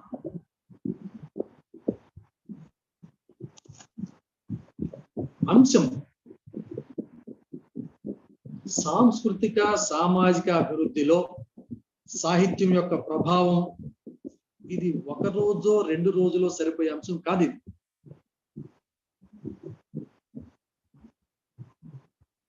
వెయ్యేళ్లకు పూర్వం నుండి సాహిత్యాన్ని పరిశీలించవలసిన అవసరం కూడా ఉంది. 1000 సంవత్సరాలు లోతైన సాహిత్యం, విభిన్న ప్రక్రియలు, విభిన్న వ్యక్తులు, విభిన్న వాతావరణాలు, విభిన్న సంస్కృతులు, వీటన్నిటినీ సాహిత్యం ప్రతిబింబించాలి, సాహిత్యంలో ప్రతిబింబించాలి. సాధారణంగా సమాజం అంటే వ్యక్తుల సమూహం, వ్యవస్థల సమూహం. సంస్కృతి అంటే ఆయా ప్రాంతాల్లో నివసించే ఆయా తెగల లేక జాతి జనుల ఆచారాలు, సంప్రదాయాలు, వ్యవహారాలు, వారి జీవన విధానం, వీటిని సంబంధించిన వాడిగా మనం భావిస్తాం. మనకి ఇక్కడ ఇచ్చిన అంశం ఈ సాహిత్యానికి, సమాజానికి, సంస్కృతికి ఈ సంబంధం ఏమిటి, వాళ్ళు ఎందుకు దీని గురించి మనం చర్చించుకోవాలి. మనకి పూర్వకాలం నుంచి పెద్దలు పండితులు చెప్పినటువంటి 2 వాక్యాలు సాహిత్యం గురించి. హితేన సహితం సాహిత్యం అన్నాం, విశ్వశ్రేయ కావ్యం అన్నాం. సాహిత్యం మంచి కోరుకోవటానికి, కావ్యం శ్రేయస్సును కోరుకోవటానికి. ఎవరు చెప్పినా ఈ 2 ఎప్పటికీ మర్చిపోలేనటువంటి ఒక 2 స్టేట్మెంట్స్.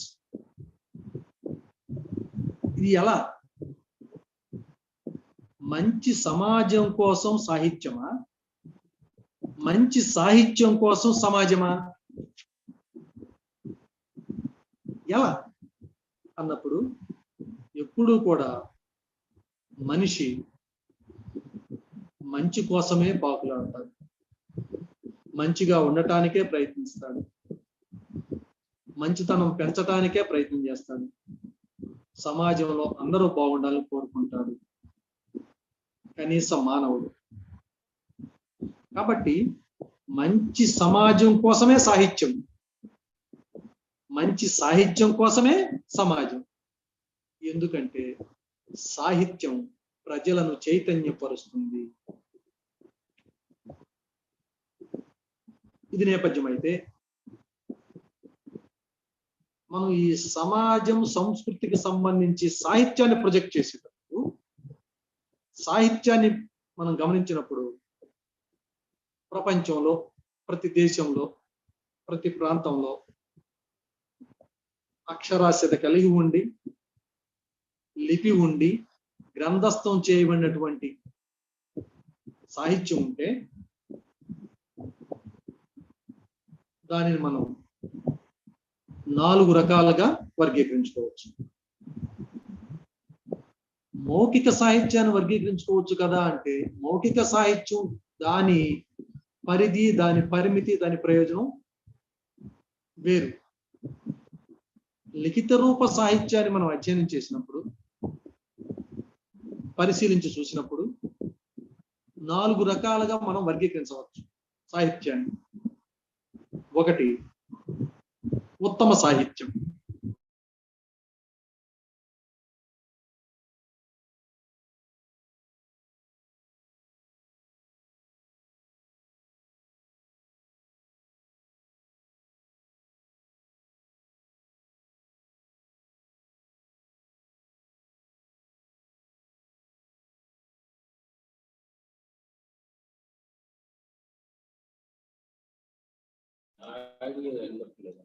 సార్ మీ ఆడియో వినిపించట్లేదు సార్ కొంచెం. సార్ వినిపిస్తుందా నాయక్ గారు? ఇప్పుడు ఓకే సార్. నాయక్ గారు వినిపిస్తుందా?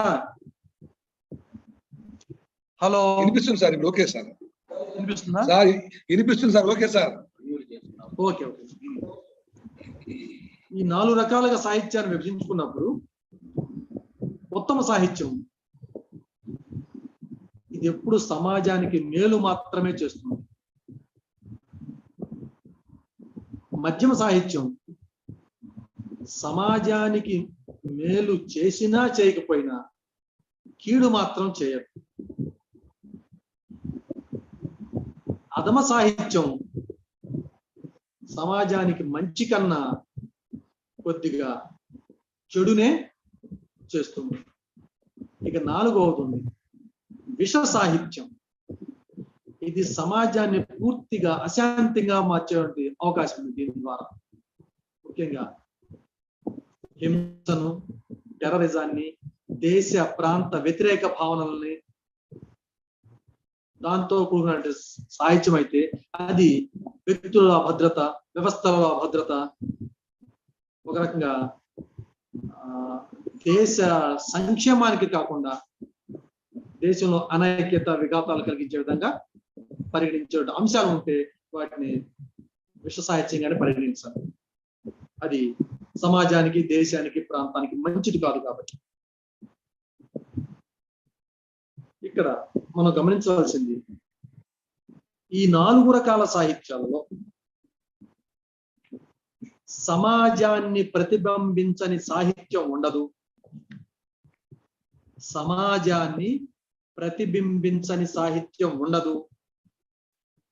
సంస్కృతిని ప్రతిబింబించని సమాజం ఉండదు. సమాజాన్ని ప్రతిబింబించని సాహిత్యం ఉండదు. సంస్కృతిని ప్రతిబింబించని సమాజం ఉండదు. అంటే సమాజం, సంస్కృతి అవిభాజ్యాలు, అంతర్ముఖాలు. ఈ రెండింటిని ముందు తరాలకు, తరతరాలకు అందరికీ చేర్చేటటువంటి సాధనం లేక వాహకం సాహిత్యం. ఈ 3 అంశాలు మనం గుర్తుంచుకోవాలి. సమాజాన్ని ప్రతిబింబించిన సాహిత్యం ఎక్కడ ఉండదు, ఏ కాలంలోనైనా. అదేవిధంగా సంస్కృతిని ప్రతిబింబించని సమాజం ఉండదు. ఈ సమాజం, సంస్కృతి ఎప్పుడు కలిసే ఉంటాయి. దాన్ని భిన్నంగా చూడటానికి కుదరదు. దాని లోపల అది, దీని లోపల అది ఉండవలసిందే. మనిషి మనం బ్రతుకుతున్నామంటే మనలో కనిపించకుండా కనిపించి ఈ లక్షణాలు ఉంటాయి. సమాజంలో భాగం సంస్కృతి, మన విధానం. ఈ 2 లేకుండా మనిషి ఉండడు. ఈ మనిషిని చిత్రించకుండా సాహిత్యం ఉండదు. కాబట్టి సాహిత్యంలో ఆ వ్యక్తి, ఆ సమాజం, ఆ దేశం, ఆ ప్రపంచం ఖచ్చితంగా తీర్చిదిద్దబడతాయి. కనుక సాంస్కృతిక, సామాజిక అభివృద్ధిలో సాహిత్యం పాత్ర చాలా గణనీయమైనది. దాన్ని ఎవరు కాదనలేందుకు. సాహిత్య కాలాన్ని 3 భాగాలుగా మనం వర్గీకరించి పరిశీలిస్తే సాహిత్య కాలాన్ని, అది సాహిత్య యుగ విభజన అనుకున్నప్పుడు ఈ కోణంలో చూస్తే 3 భాగాలుగా వర్గీకరించవచ్చు. ఒకటి ప్రాచీన సాహిత్యం, ఆధునిక సాహిత్యం, అత్యాధునిక సాహిత్యం. ఒక్కొక్క సాహిత్య విభాగం నుండి కొన్ని అంశాలను మాత్రమే మనకున్న సమయంలో పరిశీలిద్దాం. ప్రాచీన సాహిత్యం సమాజానికి, వ్యవస్థకు మూల స్తంభంగా పేర్కొనదగినవి, గుర్తుంచుకోదగినది ప్రాచీన సాహిత్యం. ప్రాచీన సాహిత్యంలో ఏమి ఉన్నది, ఏమి లేదని కాదు, ఎంత ఉన్నది, ఎంత అవసరమైనది, మనం ఎంత ఉపయోగించుకున్నాం అనేది చాలా చాలా పరిశీలనలో తీసుకోవాల్సిన అంశం. ఏది, ఏ కాలం తక్కువ కాదు. ఏ కాలం యొక్క పరిధి, ప్రయోజనం, దాని సామాజిక స్థితి దానికి ఉంటుంది. ప్రాచీన సాహిత్యాన్ని కనుక మనం పరిశీలించినప్పుడు ఇది ఆనాటి సామాజిక స్థితిని, ఔన్నత్యాన్ని, సమాజం ఉండవలసిన తీరుతెన్నులను తెలుపుతుంది. మన ప్రాచీన సాహిత్యం అనగానే ఆ భారతం, భాగవతం, రామాయణం, వీటిని భారతం, భాగవతం, రామాయణం అతి తేలిగ్గా, అదే గంభీరంగా భారతం, భాగవతం, రామాయణం మనం చూసే దృష్టి, పరిశీలించే విధానాన్ని బట్టి అవి అల్పాలో అత్యధికాలో అంచనా వేయవచ్చు. ఎంత తేలికగా తీసుకున్నా సాహిత్యాన్ని, ఎంత గంభీరంగా తీసుకున్న సాహిత్యం అది చెప్పవలసిన అంశాన్ని ఎప్పుడు చెబుతూనే ఉంది. దాన్ని తీసుకోవాల్సిన అవసరం మనకు ఎప్పుడు అవసరం పడుతూనే ఉంటుంది. రామాయణ భారత భాగవతాలను ప్రాచీన సాహిత్య పరంగా పరిశీలిస్తే ఒక చిన్న కథ లేక ఒక చిన్న అంశం అది సమాజాన్ని ఎలా ప్రతిబింబించింది, లేక సామాజిక అభివృద్ధిలో అది ఎంత తోడ్పాటు అందించింది, లేక సంస్కృతిలో దాని భాగస్వామ్యం ఎంత అన్నప్పుడు రామాయణంలోని ప్రతి ఘట్టం నాటి సమాజానికి ప్రతిబింబమే. నాటి సమాజానికి అనుకోవటం ఏదో రాముడు కదా, సీత కదా, రావణ, అది నాటి సమాజానికి అనుకుంటున్నాం. ఈనాటికి కూడా ప్రామాణికంగా మనం భావించాలి. ఒక చిన్న ఘట్టంలో రాముడు తండ్రి మాట జవదాటకుండా అరణ్యవాసానికి వెళ్ళాడు. ఇది ఒక చిన్న ఘట్టం అనుకుంటే, ఇది రామాయణ కాలంలోనే కాదు, నేటి సమాజానికి కూడా ఆదర్శం కదా. ఏంటి ఆదర్శం? రాజు కావాల్సిన అడిగి వెళ్ళిపోయాడా, అన్ని బాధలు పడ్డాడా? ఆ కోణం వారు చూసి మనం బాధపడటానికి అవసరం లేదు. రాముడు అడవికి వెళ్ళాడు అంటే దేనికోసం వెళ్ళాడు? అడవికి వెళ్ళి చాలా సాధించాడు, అది సెకండ్ కాన్సెప్ట్. ముందు తండ్రి మాట జవదాటలు, ఇది ఫస్ట్ అండ్ ఫోర్మోస్ట్ థింగ్ అన్నమాట. మనం గుర్తు పెట్టుకోవాలి. తండ్రి మాట జవదాటక కాన్సెప్ట్ ఏంటి? అడవికి వెళ్ళడం కాన్సెప్ట్ కాదు అక్కడ. తండ్రి మాట విన్నాడు, తండ్రి మాటను గౌరవించాడు, ఆచరించాడు.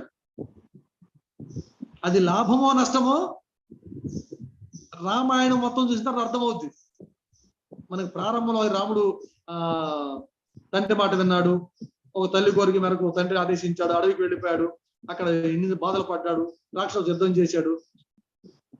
ఇది ఒక ఘట్టంగా, ఇది ఒక సూత్రీకరించబడిన కథా విధానంగా పక్కన పెడితే, రాముడు అడవికి వెళ్ళి నష్టపోయాడా, లాభపడ్డాడా? రాముడు అడవికి వెళ్ళటం వల్ల సమాజానికి ఏమైనా సందేశం ఇచ్చాడా లేదా? రాముడు అడవికి వెళ్ళటం వల్ల సమాజంలో ఉండవలసిన వ్యక్తులు ఉండవలసిన ధర్మాన్ని, తీరుతెన్నుల్ని ప్రతిష్ఠింపజేశాడు. అక్కడ మనం చూడవలసిన అంశాలు విమర్శ కోణంలో. రాముడు తండ్రి మాట దాటకుండా అడవికి వెళ్ళాడు. ఈ కాన్సెప్ట్ లో చూసినప్పుడు ఇప్పటి పిల్లలు, ఇప్పటి తరం కదా, ఎప్పటి తరమైన పిల్లలు అమ్మా నాన్నల మాట వింటే బాగుంటారు అనేది కాన్సెప్ట్. రాముడు బాగోలేదు కదా అని మనం జడ్జిమెంట్ చేయలేం. అతని మనసు మనకు తెలియదు, అతను ఏ విధంగా ఉన్నాడో మనకు తెలియదు. దాన్ని సంతోషంగా స్వీకరించాడు. అది కొడుకు ధర్మం, పుత్ర ధర్మం కావచ్చు, రాజధర్మం కావచ్చు, సమాజ శ్రేయస్సు కావచ్చు, అయోధ్య నగర పరిరక్షణ కావచ్చు, తను సంతోషంగా స్వీకరించాడు. దాన్ని పక్కన పెడితే అమ్మా నా తల్లిదండ్రుల మాట వినాలని పిల్లలకు తరతరాలకు చెప్పడం కోసం ఈ కథను మనం ఎందుకు గ్రహించకూడదు? తీసుకోవాల్సిన అవసరం ఉన్నది. సమాజాభివృద్ధిలో పిల్లలు నిరంతరం తల్లిదండ్రుల మాటలో పరిరక్షణలో ఉంటే వాళ్ళు ఏ విధంగా ఉన్నతంగా తయారవుతారు, లేకపోతే ఏ విధంగా వాళ్ళు పాడైపోయి సమాజ స్థితిని ఏ విధంగా దిగజారుస్తున్నది మనకు ప్రతి క్షణం, ప్రతిరోజు మనం చూసే అంశాలు చాలా కనిపిస్తున్నాయి. అమ్మా నాన్న మాట వింటే ముందు కష్టం కావచ్చు, నష్టం జరగవచ్చు, చివరికి లాభం. ఏ తల్లిదండ్రులు కూడా సంతానాన్ని ఇబ్బంది పెట్టాలని సలహాలు, సూచనలు ఇవ్వరు, నిషేధాలు విధించరు. అది సంతానం గుర్తుపెట్టుకోవాలి. పిల్లలు తప్పనిసరిగా అలవాటు చేసుకోవాల్సిన సందర్భం ఇది. రామాయణం సామాజిక అభివృద్ధి ఏం సూచిస్తున్నాయి అంటే ఈ కాన్సెప్ట్ లో తల్లిదండ్రుల మాటలు పిల్లలు వినాలి. ఇది సమాజ అభివృద్ధే కదా, ఇది సమాజ సంస్కృతి కదా, కుటుంబ సంస్కృతి కదా. పెద్దలు చెప్తే పిల్లలు వినాలనేది పూర్వకాలం పెద్దవాళ్ళు చెప్పిన కఠినంగా ఉన్నా చాలా మంది అనుసరించారు. దానికి మనం చదివినటువంటి ఎన్నో కథలు తెలియజేస్తున్నాయి మనకి. కనుక ఈ సందర్భంలో ఈ ఘట్టం పిల్లలందరూ తల్లిదండ్రుల మాట వినాలని ఒక గొప్ప సమాజ సందేశాన్ని, సామాజిక అభివృద్ధిలో భాగాన్ని కాంక్షిస్తుంది. ఇక దీనిలోనే రెండవ అంశం ఉడత సాయం. రామాయణంలో చాలా మంది విని ఉంటారు. కథలుగా దీని గురించి చెప్పుకుంటాం మనం. అది వాస్తవం ఎంత అవాస్తవం ఎంత పక్కన పెడితే దీనిలో ఉన్న గొప్ప సందేశం కూడా. రావణాసుర యుద్ధానికి వారధి కట్టే సమయంలో ఉడత కూడా సాయం చేసింది. దానికి సంతోషించిన అభిమానించినటువంటి సీతాదేవి ఉడతను తీసుకుని దాని వీపు మీద నిమిరింది. అప్పటి నుంచి దానికి ఉడత వీపు మీద 3 గీతలు పడ్డాయి. ఇవన్నీ కథలుగా చెప్పుకుంటాం. దాన్ని పక్కన పెడితే ఈ ఘట్టం నుంచి మనం గమనించవలసిన అంశం 2 అంశాలు. ఉడత చాలా చిన్న జీవి, ఒక అల్ప ప్రాణి. అది చేసే సాయం కూడా చాలా అల్పమైనది. అయినా ఆ చిన్న జీవి చేసినట్టు అతి చిన్న సాయానికి సీతాదేవి దాని వీపు నిమిరింది అంటే మనం గుర్తుంచుకోవాల్సిన అంశం. ఒక వ్యక్తి తను చేసే పనిలో చిన్నదైనా పెద్దదైనా అతి పెద్దదైనా ఎవరైనా సహాయం చేస్తే ఆ సాయం చేసిన వ్యక్తి ఎంత పెద్దవాడైనా చిన్నవాడైనా వారిని గుర్తుంచుకోవాల్సినటువంటి కనీస బాధ్యత ఆ సహాయం పొందిన వ్యక్తికి ఉండాలి. ఇది గొప్ప ఇన్ఫర్మేషన్, గొప్ప మోరల్. ఆ విధంగా గుర్తుంచుకుంటే ఆ వ్యక్తుల మధ్య ఉంటున్న ఒక బంధం ఎంత గొప్ప బంధం, ఎంత ఐక్యత బంధంగా మారిపోతుందో, ఎంత సంతుష్టంగా వాళ్ళు ఉండగలుగుతారు. ఇది గమనించాలి. రెండవది, సీతారాములు ఒక రాజ్యానికి వారసులు, ఉత్తర రాజ్య పరిపాలన అధికారులు. తమ ప్రాంతంలో, తమ రాజ్యంలో, తమ కోసం ఉన్నటువంటి లేక పనిచేసినటువంటి ప్రజలను రక్షించి అభయం ఇచ్చేటటువంటి బాధ్యత కూడా వారికి. ఒక ఉడతను తెచ్చుకొని దాని వీపు నిమిరారు అంటే మనం కూడా ఏదో ఒక పని చేసాం, లేక బంధువుల ఇంటికి వెళ్ళినప్పుడు, బంధువులు మన ఇంటికి వచ్చినప్పుడు, పెద్దవారు లేక మన ఇబ్బందుల్లో ఉన్నప్పుడు మనం భుజం తట్టో వీపు నిమిరితే దాని అర్థం ఏంటి? మీకు మేము ఉన్నాంరా, మీకు మేము అభయం ఇస్తున్నాం, నువ్వు ఇబ్బంది పడకు, నీకు కావాల్సినటువంటి ఏమైనా ప్రాబ్లమ్స్ వస్తే మాకు చెప్పు, మాకు తగినంత సాయం చేస్తామని ఒక భరోసా కల్పిస్తారు. ఇక్కడ సీతాదేవి కూడా ఆ చిన్న ఉడతను తీసుకొని వీపు నిమిరిందంటే రెండో కోణం, దానికి పూర్తి అభయం ఇస్తున్నాం. ఇక్కడ ఉడతకి అభయం అనేది కాన్సెప్ట్ తీసుకుంటే తన ప్రజల్లోని ప్రతి వ్యక్తికి మేము అభయంగా ఉండాలి. రాజు చేసేటటువంటి రాజధర్మమైనటువంటి ఒక ఉన్నతమైనటువంటి భావన అది. ఉడత సాయంలో ఇన్ని కోణాలు దాగి ఉన్నాయి. ఇది సమాజంలో వ్యక్తులు ఉండవలసినటువంటి తీరు కదా. అభయం ఇవ్వటము, సహాయం చేసేవాడిని గుర్తుంచుకోవటము, ఈ 2 ఘట్టాలు ఉడత సాయాలు మనకు కనిపిస్తాయి. ఇది అక్కడ మనకు కనిపించిన అంశం. విమర్శ కోణంతో చూసినప్పుడు సమాజానికి ప్రతి ఘట్టం ఎంత ఉపయోగాత్మకంగా ఉంటుందో భావించినప్పుడు ప్రతి చిన్న ఘట్టం నుంచి కూడా మన సమాజం ముందు తరాలకు ఎలా చెప్పవచ్చు అని ఆలోచించినప్పుడు కొన్ని విభిన్న అంశాలు మనం బయటకు వస్తాయి. అలా మనం ఉడత సాయం కథను చూడవచ్చు.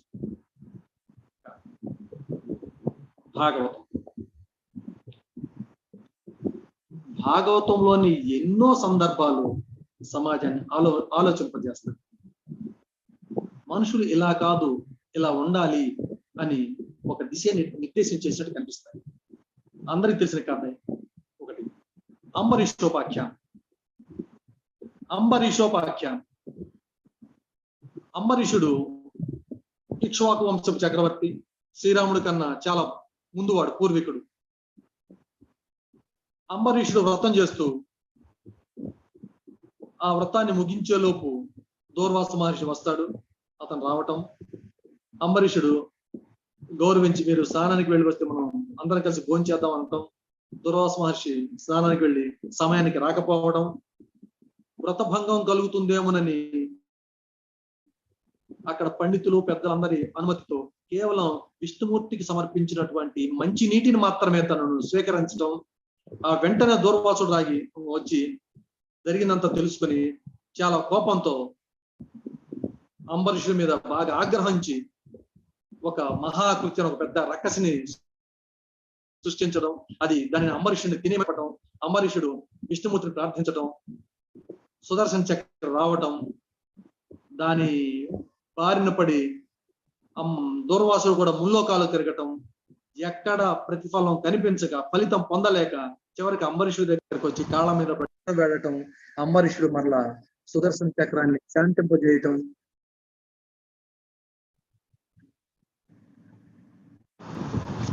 అంబరీషుడు సుదర్శన చక్రాన్ని శాంతింపజేయటం, అందరు కలిసి వాళ్ళ భోజనం చేయడం, ఇవంతా చూస్తే ఒకటి ధర్మబద్ధుడైనటువంటి వ్యక్తికి దైవం తోడ్పడుతుంది ఎన్ని కష్టాలు వచ్చినప్పటికీ అనేది. దానికన్నా శ్రేష్టమైన మరొక అంశం, అకారణంగా ఏ వ్యక్తి మరొక వ్యక్తి మీద కోపం పెంచుకోకూడదు. అకారణంగా, సకారణమైన కూడా కోపం పెంచుకోకూడదు, ఇది అసలు నీతి. కానీ ఏ కారణం లేకుండా ఎదుటి వ్యక్తి మీద ఆగ్రహం వ్యక్తం చేయటం, దానికి శిక్ష విధించాలనుకోవటము, అది సరైన పద్ధతి కాదు. అలా చేస్తే వారికి చాలా ఇబ్బంది కలుగుతుంది. ఆ అంశాన్ని ఒక గొప్ప మహర్షి ద్వారా సూచింపజేయడం అనేది భాగవతంలో ప్రత్యేకత. అదొక సామాజిక అభివృద్ధికి తోడ్పడే సందర్భం.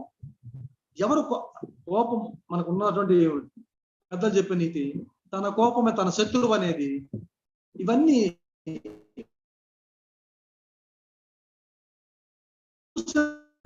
అనిపిస్తాయి. నిజంగా దూర్వాసుడు అంత కోపం సందర్భం లేదు, కానీ ఫలితం అనుభవించాడు. కనుక ఇక్కడ గొప్ప సందేశం ఏంటంటే, చిన్నపిల్లలు అంతగా పరిపక్వత లేని మనసు వాళ్ళు కోపించడం సహజం. కానీ పెద్దలు, అందున ఒక గొప్ప మహర్షి అటువంటి వాడు కూడా కోపానికి బానిస అవడం అనేది సరైన సందర్భం. వ్యక్తి వివేచన నశింపజేస్తుంది. కనుక మనిషి అన్నవాడు ఇక్కడ సూచన ఏంటంటే, గొప్ప గొప్ప తపస్సంపన్నులు కూడా కోపాన్ని జయించలేరు, కానీ జయించాలి. దాన్ని సాధిస్తేనే ఆ జన్మకు సార్థకత, లేక ఆ వ్యక్తికి ఒక భూషణం, అలంకారం అటువంటి సాధించుకోవాలని, అప్పుడు మంచి సమాజం నిర్మించే అవకాశం ఉందని దీనిలో ఈ అంబరీష్ వాక్యం మనకు తెలియజేస్తుంది. అదేవిధంగా భారతంలో, ఆంధ్ర మహాభారతంలో ఏ ఆఖ్యానం తీసుకున్నా, ఏ ఉపాఖ్యానం తీసుకున్నా, అన్నీ కూడా మనిషి ఎలా ఉండాలి, ఎలా ఉండకూడదు, సమాజం అభివృద్ధి చెందాలంటే, సంస్కృతి పరిరక్షించబడాలంటే, ముందు తరాలకి కొనసాగాలంటే ఏ అంశాలు విధిగా పాటించాలి అని చెప్తుంది మహాభారతం. అందులో ఒక మంచి కథ, అందరికి తెలిసిన కథే. హలో హలో సార్, వినిపిస్తుందా? హలో సార్ వినిపిస్తుంది సార్. సార్ వినిపిస్తుందా? వినిపిస్తుంది సార్. అందులో ఓ మంచి కథ, శిబి చక్రవర్తి కథ. శిబి చక్రవర్తి ఒక గొప్ప రాజు. ఒకసారి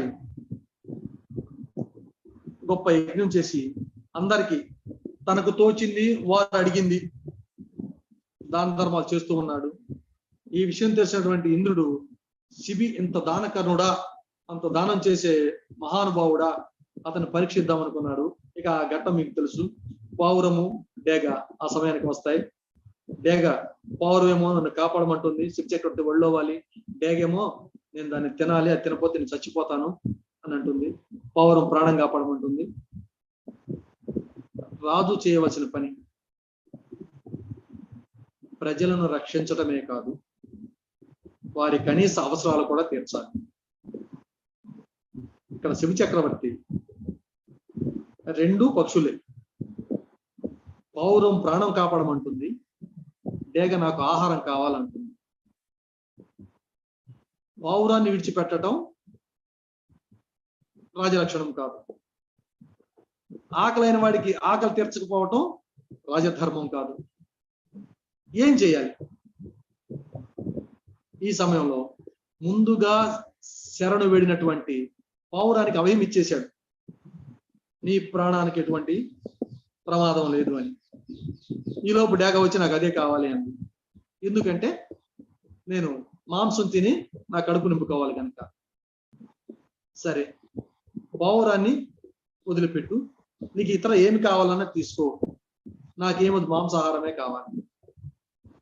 ఏం కావాలి? సరే, ఇతరులను బాధించడం దేనికి అని దానికి సరిపోయినటువంటి బరువుతో తన శరీరంలో ఇస్తానన్నాడు. ఎందుకు? పౌరానికి మాట ఇచ్చాడు. ఆ విధంగా డేగకు తన ఒంట్లోని శరీరాన్ని కోసి పౌరానికి సరిపోయినటువంటి బరువును తూచి మాంసాన్ని ఇస్తాడు. ఘట్టం ఇదే. తర్వాత వాళ్ళు ప్రత్యక్షమై ఎందుకు ప్రత్యక్షమయ్యాడా, ఏదో వరాలు ఇచ్చా పక్కన పెడతాం, అది కాదు ఇక్కడ కాన్సెప్ట్. ఆడిన మాటను పాటించడం, తప్పకపోవటం. ఒకరికి మాట ఇచ్చి దానిని తప్పితే ఆ వ్యక్తి యొక్క వ్యక్తిత్వం ఏమైపోతుంది? ఇది కాన్సెప్ట్. అందున రాజు, ప్రజలను పరిపాలించేవాడు మాట ఇస్తే దానికి కట్టుబడి ఉండాలి, జాగ్రత్తగా మాట ఇవ్వాలి, ఇచ్చిన మాటని నిలబెట్టుకోవాలి. ఇది గొప్ప సందేశం. వ్యక్తికి, సమాజానికి, దేశాన్ని, ప్రపంచాన్ని పరిపాలించే అధినేతలకు కూడా ఇది ఒక గొప్ప సందేశం. సమాజం బాగుండాలి, అది అభివృద్ధి చెందాలంటే ఇగో ఇటువంటి మార్గం ఉంది, దీన్ని అనుసరించాలి. తనకు తన శరీరంలో మాంసం కోసిచ్చినా కూడా రాజు అనేవాడు తను ఆడిన మాట కట్టుబడి ఉండాలి అనే గొప్ప సందేశం కదా. ఇటువంటి భారతంలో ఎన్నెన్ని ఘట్టాలు మనకన్నీ తెలిసిన ఘట్టాలు. దాన్ని ఈ కోణంలో చూసినప్పుడు ఓహో ఇది మనం ఆచరిస్తే సమాజం బాగుంటుందా, ఇది వ్యక్తి యొక్క కనీస సంస్కృత అని మనం పరిగణలోకి తీసుకోవాలి. ఇలా చూస్తే ప్రాచీన కావ్యాలు, ఈ ఒక్క సమయం ప్రాచీన సాహిత్యంలో ఒక భారతానికే సరిపోతుంది. ఆయన మనకున్నంత వరకు కొన్ని అంశాలు చెప్తాను. భారతంలో ఒక ఘట్టం కాదు, అందరూ బాధపడేటటువంటి ఒక గొప్ప ఘట్టం మనకు తెలుసు. ద్రౌపది మాన సంరక్షణ. ఒక స్త్రీని ఎలా గౌరవించాలి, ఒక మహిళను ఎంత భద్రంగా చూసుకోవాలి, ఇంటిలో బయట ఎటువంటి రక్షణ మనం కల్పించాలి అన్నదానికి ఒక గొప్ప ఉదాహరణ. ఆ సన్నివేశంలో ఏది చేయకూడదు, మహిళల పట్ల ఎటువంటి జాగ్రత్తలు తీసుకోవాలి, ఏదైనా చేయకూడదు అనే అంశాలు ఎన్ని మనకి ఒక ఘట్టమే కాదు. దానిలో ముఖ్యంగా సంజయ్ రాయబారం కావచ్చు, కృష్ణ రాయబారం కావచ్చు, విదుర నీతులు కావచ్చు, ఇవన్నీ కూడా సమాజాన్ని ఎంత ప్రభావితం చేస్తాయంటే ఇలా ఉండాలి, ఇలా చేయాలి, ఇలా ఉండకూడదు, ఇలా చేయకూడదు. వ్యక్తిత్వాన్ని నిర్దిష్టంగా మార్చుకునేటువంటి సందర్భాలు భారతంలో కోకోలం. బట్ ఆ దృష్టిలో చూసినప్పుడు మహర్షుల బోధనలు, ధౌమ్యుడు చెప్పే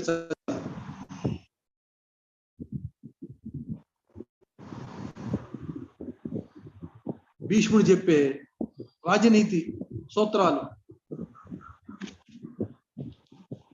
కృష్ణుడు చెప్పే సంక్షేమ అంశాలు ఒకటేమిటి.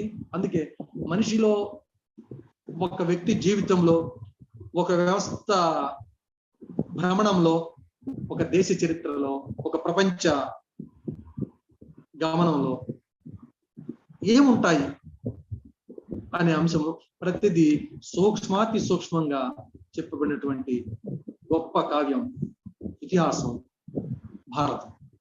దాని నుంచి మనం ఎంత గ్రహిస్తే సమాజాన్ని అంత ఉన్నతంగా, నెగిటివ్స్ తీసివేసుకొని పాజిటివ్స్ ఆలోచిస్తే అంత ఉన్నతంగా మనం తయారు చేసుకోవచ్చు. ఇక ఆ తర్వాత వచ్చినటువంటి శైవ కవులు పక్కన పెడితే ఇక రెండో కోణంలో రెండో రకం ఆధునిక సాహిత్యం. ఆధునిక సాహిత్యాన్ని గమనిస్తే ఆధునిక ప్రక్రియలన్నిటికీ మూలకారకుడుగా ఒక నేపథ్యంగా నిజంగా మనం పరిగణించేటువంటి కాలం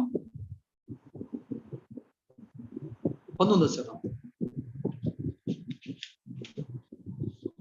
19వ శతాబ్దంలో ఆధునిక సాహిత్య పోకళ్ళు అనుకున్నప్పుడు ముందుగా గుర్తుకు వచ్చే వ్యక్తి, మనం స్మరించదైనటువంటి మహా వ్యక్తి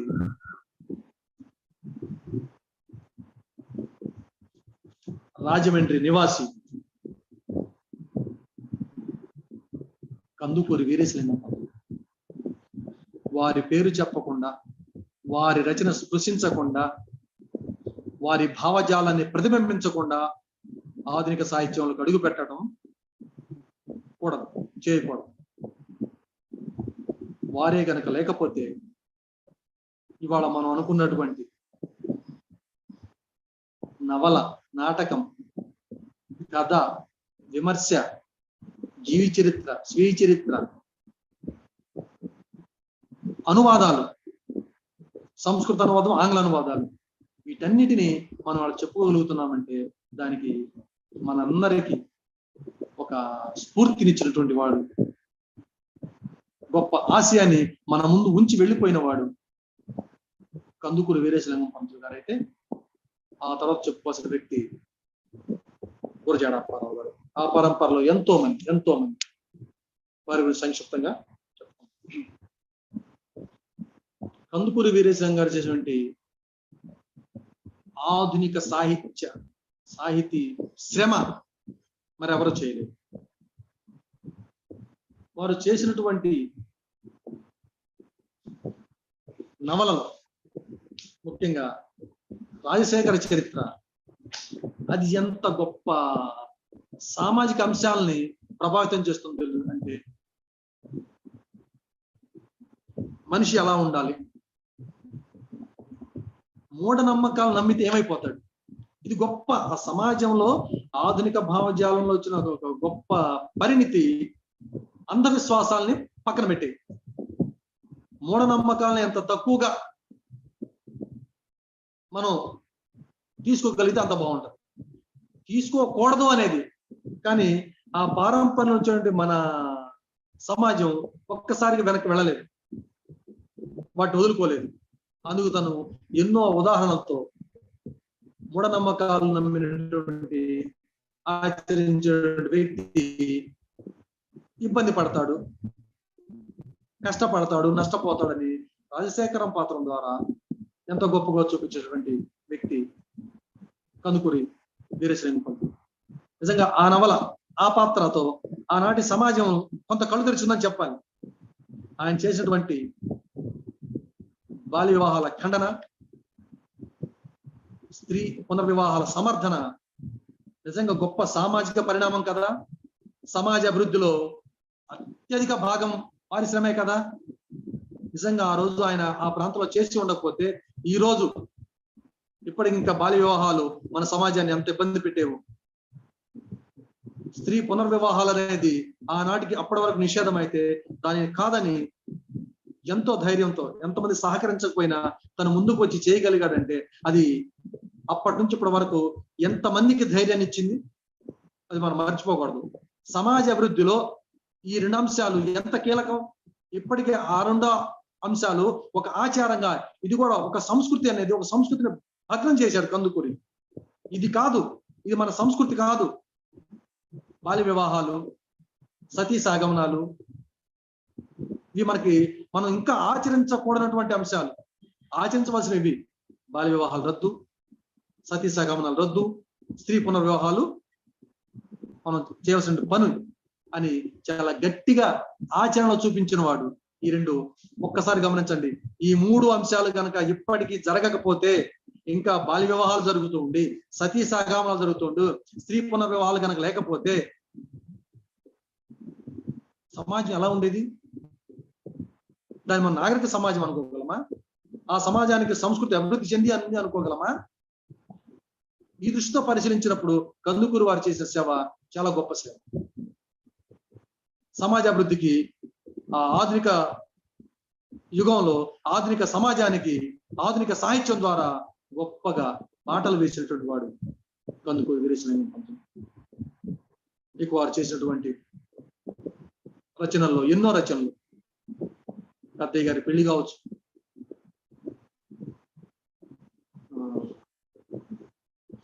వారి స్వీయ చరిత్ర, ముఖ్యంగా తను పొందిన అనుభవాలు, తను పొందినటువంటి మానసిక క్షోభలు, సమాజం చదువుకున్నటువంటి వ్యతిరేకతలు, ఇవన్నీ కూడా ఒక మంచి పని చేస్తే ఇన్ని అడ్డంకులు వస్తాయా అంటే అప్పుడు సమాజం అభివృద్ధి చెందడానికి ఏవి ప్రతిబంధకాలుగా ఉన్నాయి, వీటిని పక్కకి నెడితే సమాజం అభివృద్ధి చెందుతుంది అనే అంశాలని మనం వారి రచనల ద్వారా గమనించవచ్చు.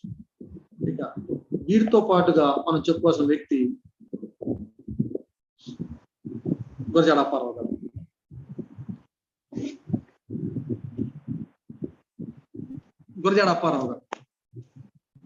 గురజాడ అప్పారావు గారు అందరికీ కనిపించింది.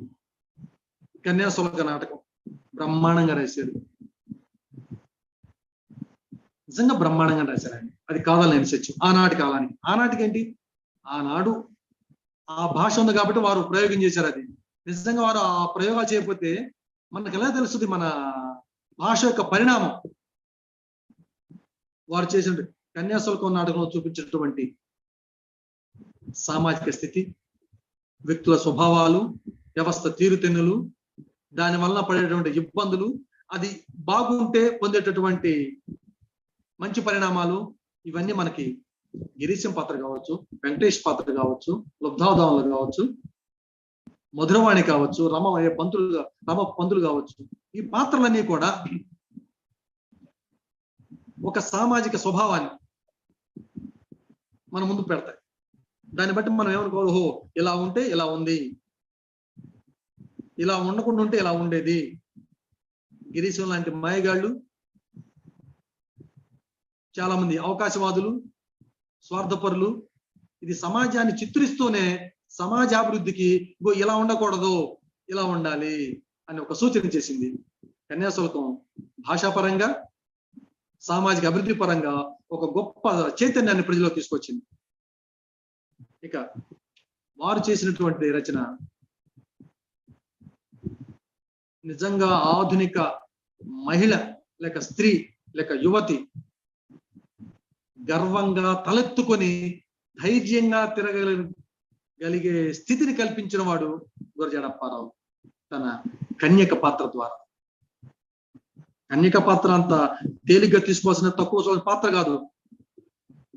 చాలా గొప్పగా ఆ పాత్రను ప్రొజెక్ట్ చేసిన తీరు చూస్తే ఆహా గురజాడ, ఓహో కన్యక అనవలసింది.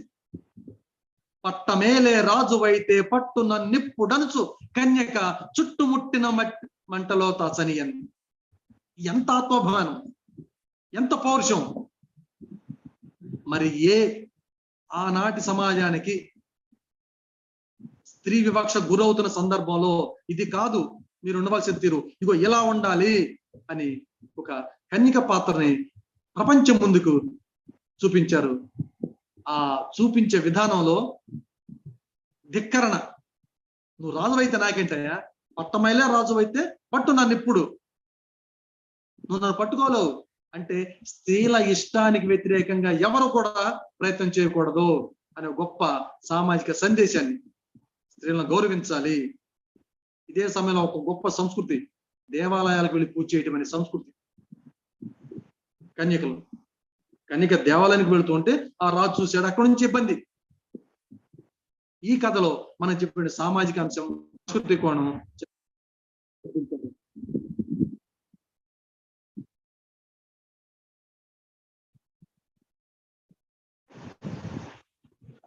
కనుక వారు భాషాపరంగా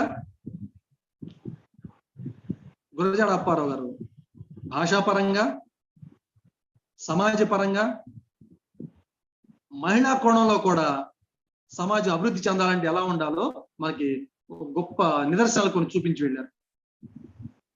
ఇక ఆ పరంపరలో మనం కథలు, నవలలు, నాటకాలను పరిశీలిస్తే సంక్షిప్తంగా 2-3 చెప్తాను. ముఖ్యంగా వీరు చెప్పినటువంటి కథే దిద్దుబాటు కథానిక గురజాడ గారు చెప్పింది. దానిలో ఆ దిద్దుబాటులోనే ఏం దిద్దుబాటు, చాలా గొప్ప ప్రతీకాత్మకం, గొప్ప ఔచిత్యం ఉన్నటువంటి శీర్షిక అది. దిద్దుబాటు. దిద్దుబాటు అంటే ఏం దిద్దుబాటు, ఎవరి దిద్దుబాటు, దేనికోసం దిద్దుబాటు? కథలో దిద్దుబాటు మొత్తం కూడా ఒక కుటుంబం గురించి, ఒక వ్యక్తిని సరిదిద్దడం గురించి. మనం గమనించవలసింది, కుటుంబంలో వ్యక్తులు సరిగ్గా గనక ఉంటే ఆ కుటుంబం బాగుంటుంది. ప్రతి కుటుంబం కూడా సరిదిద్దబడితే ఆ వీధి మొత్తం బాగుంటుంది. ఆ ప్రాంతంలో అన్ని కుటుంబాలు బాగుంటే ఆ ప్రాంతం మొత్తం బాగుంటుంది. ఆ ప్రాంతం మొత్తం బాగుంటే ఆ వ్యవస్థ బాగుంటుంది. ఈ వ్యవస్థ బాగుంటే దేశం బాగుంటుంది. ఇది ఒక కథకి, ఒక కుటుంబానికి పరిమితం కాదు. ఒక వ్యక్తి గనక సక్రమంగా సరిదిద్దబడితే ఆ కుటుంబం ఎలా ఉంటుంది, అలా ప్రతి కుటుంబం ఉంటే ఆ దేశం ఎలా ఉంటుంది. ఇది అంతర్లీనమైన సందేశం. మనం సామాజిక అభివృద్ధిలో గురజాడ అప్పారావు చేసిన సూచన, సమాజం బాగుండాలి. ఆ బాగుండాలంటే ఆ సమాజంలో భాగమైన వ్యక్తి బాగుండాలి. ఆ వ్యక్తి బాగుండాలంటే ఆ వ్యక్తి బాగుంటే ఆ కుటుంబం బాగుంటుంది.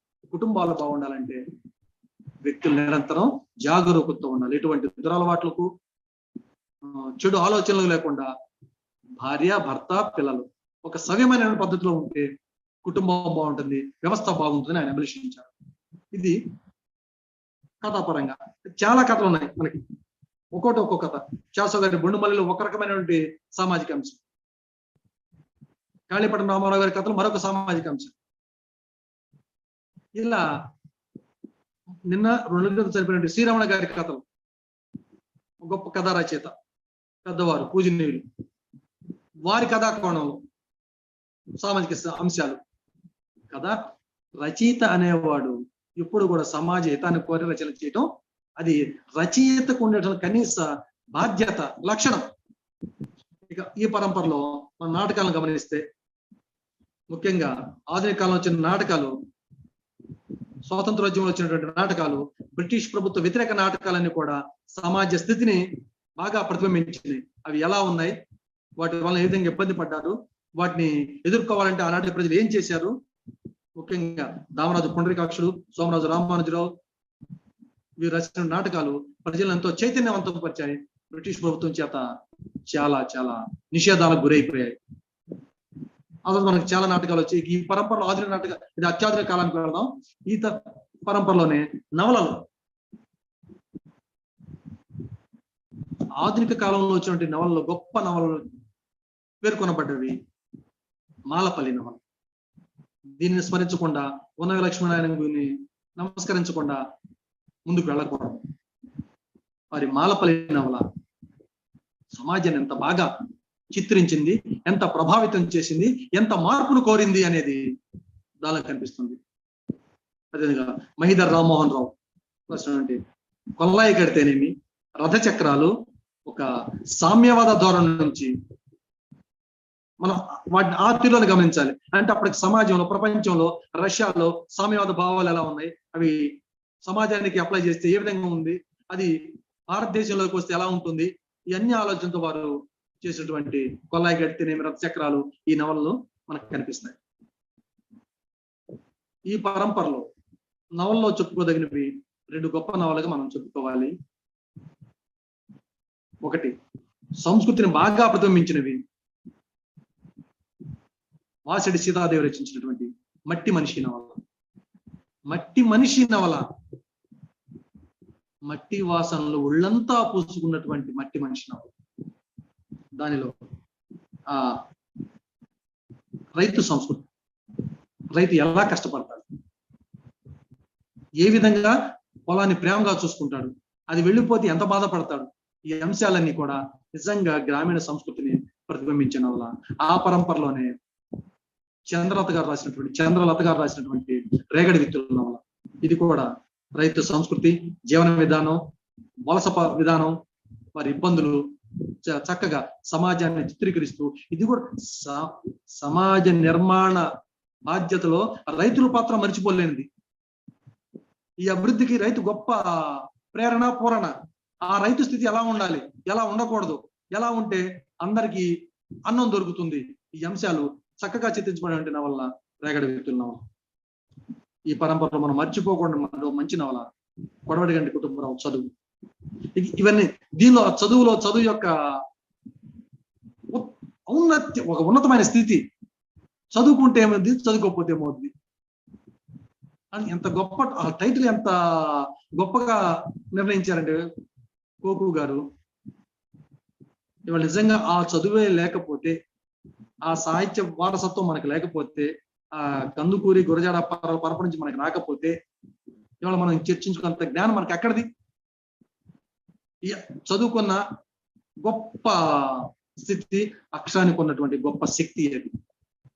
ఈ పరంపరలోనే మనకి సామాజిక అంశాలు బాగా చెప్పినటువంటి కొన్ని నాటకాల్లో, ముఖ్యంగా చింతామణి, కాళకూరినారాయణరావు చెప్పినట్టు 3 నాటకాలు, 3 సామాజిక సమస్యలే, సమాజాన్ని అభివృద్ధికి ఆటంకం కలిగించే అంశాలే. ఆ 3 కూడా మద్యపాన నిషేధం, మధుసేవ, చింతామణి, వర విక్రయం, ఈ 3టిని కూడా మనం స్మరించుకోవాలి.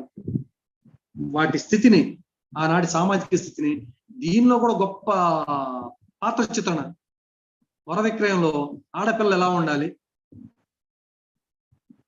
మగ పెళ్లి వాళ్ళు లేక ముఖ్యంగా వాళ్ళ తల్లిదండ్రులు ఎటువంటి ఆశలతో ఉన్నారు, ఇవి చిత్రించాడంటే అర్థం ఏంటి? అలా ఉండమని కాదు, అలా ఉన్నారు, అలా ఉంటే సమాజంలో అభివృద్ధి జరగదు, అలా ఉండకూడదు, ఇగో ఇలా సమానత్వంతో, సహృదయతతో, సౌజన్యంతో ఉంటే బాగుంటుంది అని సూచన చేసినటువంటి వర విక్రయం కానీ, మధుసేవ కానీ, చింతామణి కానీ గొప్ప ఈ నాటకాల ద్వారా చిరస్థాయికి నిలిచిపోయాడు కాళకూరి నారాయణరావు గారు.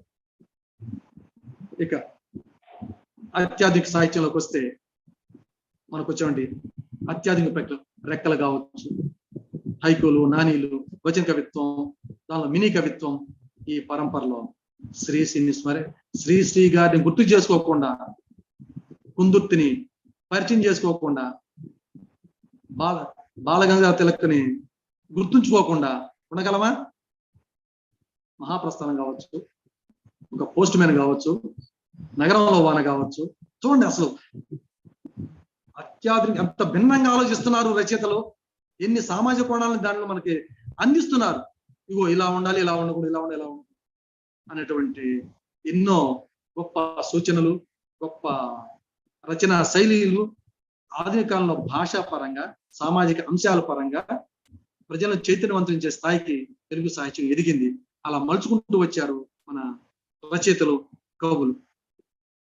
ఈ సందర్భంలో నాకు ఇంతవరకు అవకాశం ఇచ్చినటువంటి, ఇంకా చాలా చెప్పుకోవాల్సి ఉంది కానీ నాకు అప్పటికి భాను గారికి చెప్పాను చాలా చాలా ఇంపార్టెంట్ వర్క్స్ ఉన్నాయని. కనుక 1 గంట సమయం నాకు అవకాశం ఇచ్చినందుకు, ఒక మంచి సాహిత్యం అంశం మీద సంస్కృతి సమాజ అభివృద్ధిలో సాహిత్యం యొక్క ప్రభావం ఎంత లోతుగా ఉందంటే, దానికి కనీసం నాకైతే ఒక తక్కువలో తక్కువ 3 గంటలు చాలా ఉపమే చెప్పాల్సిన సందర్భం. ఉన్న పరిధిలో ఇంతవరకు చెప్పినందుకు, నాకు అవకాశం కల్పించినందుకు మీ అందరికీ హృదయపూర్వక ధన్యవాదాలు తెలియజేస్తూ, ముఖ్యంగా ఎస్ఎస్ఎన్ కళాశాల వారికి, వారి ఆ యాజమాన్యం వారికి, అధ్యాపకేతర సిబ్బందికి, భాను నాయక్ గారికి హృదయపూర్వక కృతజ్ఞతలు, ధన్యవాదాలు తెలియజేస్తుంటూ నమస్కారం, సెలవు. సార్ థ్యాంక్ యూ సార్, చాలా ధన్యవాదాలు సార్. నాయక్ గారు చాలా బాగా చెప్పారు. ఓకే సార్, అందరికి నమస్కారం. అందరికి మరోసారి చాలా నమస్కారం. చాలా చాలా చాలా ధన్యవాదాలు సార్. చాలా బాగా చెప్పారు సార్. ఈ టాపిక్ సంబంధించింది సార్ సాంస్కృతిక మరియు సామాజిక ప్రతి విషయాన్ని చాలా స్ఫూర్తిగా చెప్పారు సార్. తెలుగు సాహిత్యానికి ఉత్తమ సాహిత్యం విభజించి సార్ దాంట్లో ప్రతి అంశానికి క్షుణ్ణంగా చెప్పారు. అంతేకాకుండా భారతము, భాగవతము, రామాయణం అని ప్రతి విషయాన్ని కూడా బాగా చెప్పారు సార్. అది కాక శివ చక్రవర్తి పాత్రలోని బాము డేగా లాంటి విషయాలు కూడా బాగా చెప్పారు. తర్వాత ఆధునిక సాహిత్యంలో కందుకు విమర్శలింగము రచించిన రాశ చరిత్రలోని ప్రతి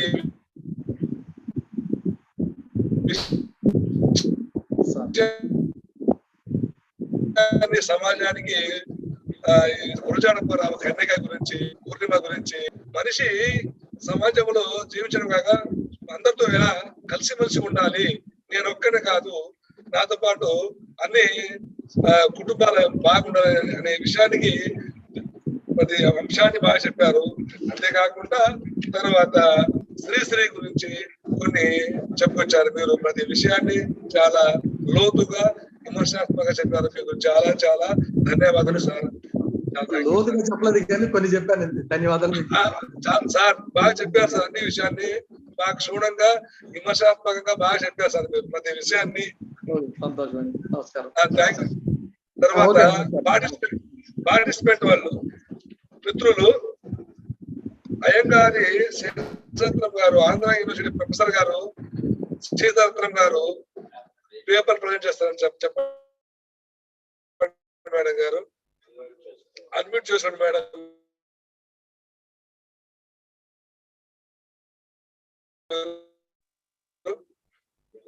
నమస్కారం అండి. ఆంధ్ర విశ్వకళా పరిషత్లో నాయక్ గారికి ఎస్ఎస్ఎన్ కళాశాలకి ప్రత్యేకంగా కృతజ్ఞతలు. అలాగే నాయక్ గారికి, మా కొండ్రు మోహన్ గారికి ప్రత్యేక యాక్టా ప్రెసిడెంట్ మా కొండ్రు మోహన్ గారికి ప్రత్యేక నమస్కారాలు, ధన్యవాదాలు. ఈ అవకాశం ఇచ్చిందని తెలియజేస్తూ, స్త్రీవాద ప్రభావం మీద సమాజంపై స్త్రీవాద ప్రభావం ఏ విధంగా ఉంది, అసలు ఈ అంశం తీసుకోవడమే నేను చాలా ఆనందపడ్డానండి. రొటీన్ గా కాకుండా ఈ అంశం ప్రత్యేకంగా ప్రభావం గురించి తెలియజే, సంస్కృతిలో వచ్చిన మార్పులు, సమాజం మీద వచ్చిన మార్పులు ఏంటంటే సాహిత్యము సమాజము పరస్పర పోషకాలు కాబట్టి ఒకదాన్ని ఒకటి పోషించుకుంటాయి. సమాజం వల్ల సాహిత్యం మారుతుంది, సాహిత్యం వల్ల మళ్ళీ సమాజం మారుతూ ఉంటుంది. ఆ విషయం ఎంతవరకు జరిగింది అని మనం గమనించడానికి ఒక అవకాశాన్ని ఇచ్చారు మీరు. అందువల్ల ఈ సెమినార్కి నేను రావడం జరిగింది. అంటే స్త్రీవాదం గురించి మనం 1980లో వచ్చింది స్త్రీవాదం. నేను జస్ట్ ఒక 10 నిమిషాలు తీసుకుంటానండి. అంటే స్త్రీవాదము 1980 నుంచి మన తెలుగు సాహిత్యంలో ప్రారంభమైంది. ముఖ్యంగా ఈ తెలుగు సాహిత్యంలో 80లో ప్రారంభమైనటువంటి స్త్రీవాదం ఏం చెప్పింది అంటే, స్త్రీల పట్ల ఉండేటటువంటి పితృస్వామ్య వ్యవస్థ అణిచివేతలన్నింటినీ గుర్తించి స్త్రీలను చైతన్యపరిచేటటువంటి సాహిత్యాన్ని మనం అందించాలి అనుకున్నారు మొదట. ఆ విధంగా ఓల్గా మొదట తీసుకొచ్చి మనం సాహిత్య యుగకర్తగా, స్త్రీవాద సాహిత్య యుగకర్తగా చెప్పుకోవచ్చు. ఎందుకంటే ఆమె పట్టుదలగా అన్ని విమర్శల్ని ఎదుర్కొని ముందుకు సాగారు.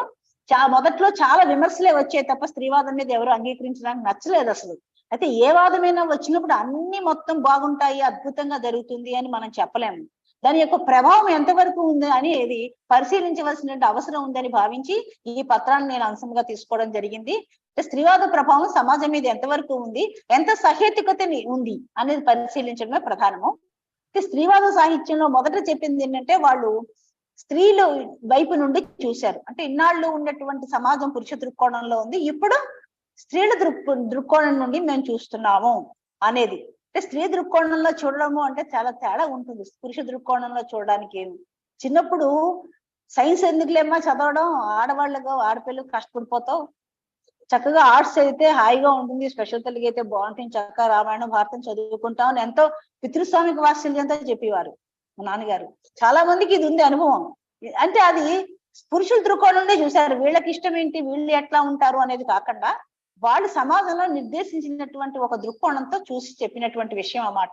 వాటన్నిటిని ప్రశ్నించింది స్త్రీవాదం. వాళ్ళు అటు కుటుంబంలో గాని ఇటు సమాజంలో గాని ఏంటేంటిని గుర్తించారు, ఏ విధంగా మార్పు కావాలనుకున్నారు, ఏ విధమైన మార్పు వచ్చింది, ఎంతవరకు వచ్చింది, అందులో ఎంతవరకు లబ్ధి పొందారు స్త్రీలు, ఎంతవరకు సమాజం లబ్ధి పొందింది ఒక సమాజంలో అందరూ లబ్ధి పొందరు. ఏదైనా ఒక సిద్ధాంతం వచ్చినప్పుడు కొన్ని దాని వల్ల దుష్ప్రభావాలు కూడా కొన్ని కనపడతాయి. అన్ని మనం చెప్పలేము. ఎక్కువ భాగం స్త్రీవాదం లబ్ధినే చేకూర్చింది సమాజానికి అని చెప్పుకోవచ్చు. మొదట్లో వీళ్ళు ప్రశ్నించగానే వీళ్ళని ఖచ్చితంగా మొరటు వాళ్ళని, గయ్యాళ్ళని రకరకాలుగా విమర్శించారు. తర్వాత అందరూ అంగీకరించారు. నెమ్మదిగా స్త్రీవాదాన్ని సమాజం ఆమోదం పొందింది. అది సంతోషించవలసిన విషయం ఏంటంటే సామాజిక ఆమోదం పొందింది. మొట్టమొదటి వీళ్ళు కుటుంబం లోపలికి తొంగి చూశారు. అప్పటిదాకా అభ్యుదయ సాహితీవేత్తలు కూడా కుటుంబం వైపు తొంగి చూడలేదనే చెప్పాలండి. ఎందుకంటే కుటుంబం లోపల ఏం జరుగుతుంది అనేది వాళ్ళు పట్టించుకోలేదు. కుటుంబం ఒక యూనిట్ గా తీసుకుని సమాజంలో ఉండే అసమానతలన్నింటినీ ప్రశ్నించారు. కుటుంబం లోపల ఎంతటి హింసను స్త్రీ ఎదుర్కొంటుంది, అన్పెయిడ్ వర్క్ చేస్తుంది, గుర్తింపు లేని పని, అలాగే స్త్రీ పురుషుల మధ్య ఉండేటటువంటి వేజెస్ ఇప్పటికి కూడా స్త్రీల కూలి వేరు, పురుషుల కూలి వేరు. ఈ విధమైనటువంటి అన్ని చోట్ల ఉండేటటువంటి అసమానతని వాళ్ళు గుర్తించగలిగారు. స్త్రీ అనేది చూడాలి. చాలా కథలు వచ్చాయి. ఆ కథలన్నింటి గురించి నేను ఇప్పుడు చెప్పదలుచుకోలేదు. ఏమిటి జరిగింది, ఆ కథల నుంచి మనం మనం నేర్చుకున్నది ఏమిటి, సమాజం మారిందా లేదా అనేది పరిశీలిస్తున్నాం. అంటే కుటుంబం లోపల ఉండేటటువంటి ముఖ్యంగా ఇంటి చాకరీ తీసుకోండి. ఇంటి పని ఎప్పుడు స్త్రీలదేనా, షేరింగ్ లేదా అని చాలా గట్టిగా ప్రశ్నించారు. జెండర్ వివక్షని అక్కడ గుర్తించి బమిడి జగదీశ్వరరావు గారు స్త్రీలే రాయలేదని పురుషులు కూడా చాలా బాగా రాశారు. లక్క పెడతలు అనే కథ ద్వారా ఆయన బాగా తెలియజెప్పారు.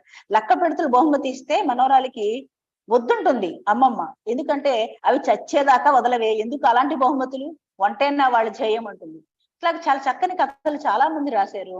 అయితే ఇప్పుడు మార్పు వచ్చిందా లేదా అంటే ఇప్పుడు మార్పు వచ్చిందండి ఖచ్చితంగా అనే భావన చాలా మటుకు తగ్గింది. దీనికి ఉదాహరణగా నేను ఏం చెప్తున్నానంటే మనకి 1995 దాకా కూడాను ఒక మీకు జెమినిటీ ప్రకటన ఉండేది. మీరు అందరూ చూసే ఉంటారు కదా, వాళ్ళకి తెలుస్తుంది, మనకి మన జనరేషన్ ఖచ్చితంగా.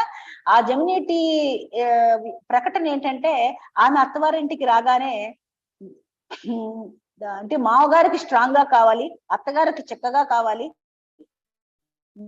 మరిది గారికి రుచిగా కావాలి, వీళ్ళందరినీ నేను మెప్పించాలి అంటే స్త్రీవాదులు చాలా వ్యతిరేకించారు. అంటే అత్తవారి ఇంటికి వెళుతూనే వీళ్ళందరికీ సేవ చేయడం కోసం వస్తోంది అనే భావన మీరు పెంచి పోషిస్తున్నారు, ఇట్లాంటివి చేయకూడదు అన్నారు. ఇవాళ వ్యాపార ప్రకటనలు చూడండి ఎంత బాగా మార్పు వచ్చిందో మనకు సుస్పష్టంగా కనపడుతుంది. ఒక బ్రూ కాఫీ తీసుకోండి, ఆ బ్రూ కాఫీ ఖచ్చితంగా అమ్మాయిని ఆమె వర్క్ చేసుకుంటూ ఉంటే ల్యాప్టాప్ లో అతను వెళ్ళి బ్రూ కాఫీ కలిపి పట్టుకుని వస్తాడు. ఉద్యోగాలకు కూడా జాగ్రత్తగా పిల్లవాడిని ఊపుతాడు. అంటే ఏంటి చూపిస్తున్నాడు, షేరింగ్. అమ్మాయిలు కూడా ఉద్యోగాలు చేసుకుంటున్నారు, వర్క్ చేసుకుంటున్నారు, ఇంటి పని అందరిది అనేటటువంటి భావన నేర్పడానికి ప్రయత్నం చేస్తున్నారు. అలాంటి కథలు వ్యాపార ప్రకటనతో పాటు అనేక కథలు కూడా వచ్చాయి. ఈ కథలు కానీ నవలలు కానీ ఏం చేస్తాయి అంటే మనకి చాలా మటుకు ఈ షేరింగ్ అనేటటువంటిది నేర్పడానికి ప్రయత్నం చేశారు. మనకందరికీ తెలుసు, అమ్మకి ఆదివారం లేదా అని రంగనాయకమ్మ గారు రాశారు. చాలా ఇల్లలికగానే అని పి సత్యవతి గారు రాశారు కథ. అంటే కుటుంబం లోపల ఏ విధంగా స్త్రీలు వంటి ఇంటికి పరిమితం అయిపోయి వాళ్ళ అస్తిత్వాన్ని కోల్పోతున్నారు అనే విషయాన్ని ఒకప్పుడు సరోజ కపర్ది అనే ఆవిడ పార్లమెంట్ లో బిల్లు తయారు చేసింది. ఏంటంటే గృహిణికి కూడా జీతం కావాలి అని. దాన్ని విమర్శిస్తూ రంగనాయకమ్మ గారు అమ్మకి ఆదివారం లేదా అనే కథ రాశారు. అంటే ఆదివారం అందరూ కూడా మానేస్తే ఆడవాళ్ళు మగవాళ్ళు ఏ విధంగా చేయలేకపోయారనే ఒకటి. కొంతమంది ఉద్యోగస్తులు ఉంటారు, కొంతమంది ఉద్యోగం చేయని వాళ్ళు గృహిణులుగానే ఉంటారు. మరి వీళ్ళందరి మధ్య ఎలాగా సమానం అవుతారు అనేది వాళ్ళు ప్రశ్నిస్తూ మనకి ఆలోచింపజేస్తారు రంగనాయకమ్మ గారు. ఆ రకంగా కుటుంబం లోపల ఉండేటటువంటి పని అనేటటువంటిది ఖచ్చితంగా అందరిది అనే ఒక భావన తీసుకొచ్చారు. అలాగే ఏంటది ప్రెస్టేజ్ కుక్కర్ కూడా మా స్త్రీవాదులు ప్రశ్నించారు. మొదట ప్రెస్టేజ్ శ్రీమతి మీద అభిమానం ఉంటే, ప్రేమ ఉంటే ప్రెస్టేజ్ కుక్కర్ కొనండి అంటారు వాళ్ళు. చాలా ఆశ్చర్యపోతారు. అది ఎందుకంటే వంట అందరికీ కావాలి కదా, కేవలం శ్రీమతిదే అనే భావన మనం ఎక్కించకూడదు. ముఖ్యంగా వ్యాపార ప్రకటనలు అవి కూడా ఒక వాక్యం రమణీయార్థ ప్రతిపాదక శబ్ద కావ్యం అని ఒక వాక్యము కూడా రమణీయంగా ఉంటే మన మెదడులోకి వెళ్ళిపోతుంది, మనసులోకి ముద్రింపబడుతుంది. అందువల్ల వాటిని కూడా కూలంకషంగా పరిశీలించారు. ఇవాళ మనకి చూస్తూ ఉంటే సినిమాల్లోనైనా సరే ఇవాళ చూడండి చాలా మార్పు కనపడుతుంది. వాళ్ళు వంట చేయాలి అనేటటువంటి నియమం లేకుండా వారిద్దరూ కూడా ఇద్దరిది కూడా లేదు అంటే బయట నుంచి తెప్పించుకుంటున్నారు. ఆ కల్చర్ కూడా సాంస్కృతిక పరిణామం వచ్చిందని చెప్పుకోవచ్చు. మనం ఎక్కువ బయట ఫుడ్కి అలవాటు పడిపోతున్నారు. అది కూడా వద్దని, ఎందుకంటే భారతీయ సంస్కృతి అనేది ఇల్లు, ఆ ఇంట్లో భోజనాలు ఇవన్నీ కూడా మనకి ఒక బాండేజ్ ని పెంచేటటువంటివి, ఒక మనిషికి మధ్య ప్రేమను పెంచేటటువంటిది. కాబట్టి బయట తినడం అనేటటువంటిది కాకుండా ఉండాలని కూడా కొన్ని కథలు వచ్చాయి. అంటే మార్పు ఏ విధంగా, అలాగే కమ్యూనిటీ పొయ్యిలు ఉండాలండి. నేను కూడా ఒక కథ రాశాను, అలాగే సింగమనేని కూడా ఒక కథ రాశారండి. కమ్యూనిటీ పొయ్యిల యొక్క అవసరాన్ని తెలియజెప్తూ, అంటే పెద్దవాళ్ళు అయిపోయిన తర్వాత ఈ అపార్ట్మెంట్స్ లోని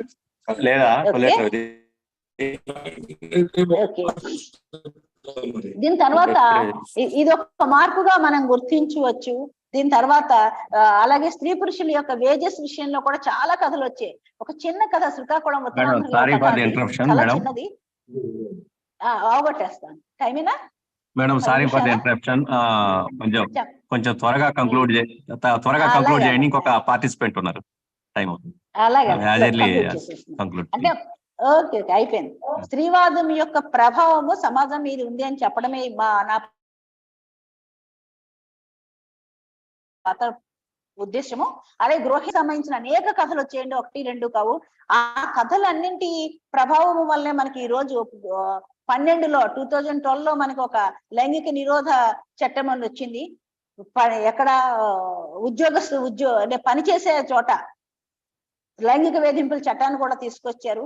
ఇలాగ మనం స్త్రీవాదులు రాసినటువంటి సాహిత్యాన్ని మొత్తం కానీ పరిశీలిస్తే ప్రతి చోట కూడా స్త్రీల జీవితంలో కొంత మార్పుకి కారణమయ్యారనే చెప్పవచ్చు. అలాగే వివాహ వ్యవస్థలో ఉండే డొలతనాన్ని కూడా వాళ్ళు ప్రశ్నించారు.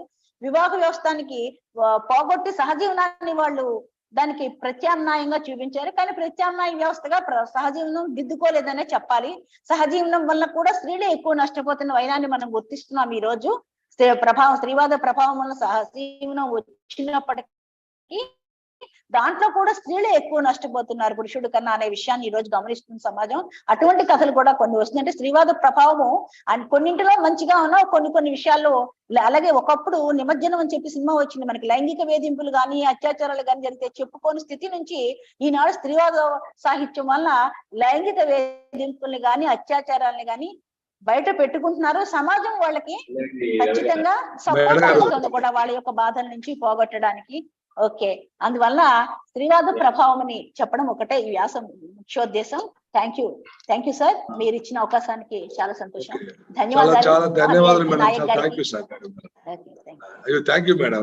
సమయభావం దృష్టిలో పెట్టుకొని పర్వాలేదు, కనీసం ప్రభావం చెప్పాను చాలు. థ్యాంక్ యూ మేడం, చాలా బాగా చెప్పారు మేడం, క్షుణ్ణంగా బాగా చెప్పారు మేడం. నెక్స్ట్ కొల్లేట్. Thank you sir. Sir Mohan sir. Okay, thank you. మీరు మాట్లాడండి సార్. గారు నమస్తే. సీతారత్న గారు మన ఎయిడెడ్ డిగ్రీ కళాశాలని ఆంధ్ర యూనివర్సిటీలో ప్రొఫెసర్ గా పనిచేస్తున్నారు. చాలా థ్యాంక్ యూ మేడం. విశాఖపట్నం దాకా రాలేం మిమ్మల్ని చూడటానికి, స్క్రీన్ లో చూసాం. అందరూ బాగున్నారు కదా? అందరూ బాగున్నారు. Thank you so much. Thank you. మంచి ప్రెజెంటేషన్. వీలైతే ఈవినింగ్ కూడా రండి మేడం, మళ్ళా మీకు అవకాశం ఇస్తాం, మళ్ళీ మాట్లాడుతురు. అలాగే పర్వాలేదు, ఏం పర్లేదు. సమ్మినాల సంఖ్య నాకు తెలుసు, నేను చాలా చేశాను, నాకు తెలుసు. సమయాభావం పర్వాలేదు. Thank you. ఎందుకంటే మళ్ళా రెండింటికి సెషన్ స్టార్ట్ చేయాలి కదా, అందుకోసం. అవునవును. Thank you sir. మోహన్ గారికి మరోసారి అభినందనలు, ధన్యవాదాలు కూడా. మేడం. ఓకే, ఉంటాను సార్. కొల్లేటి రవి లేల రండి బాబు. అన్మ్యూట్ చేయి.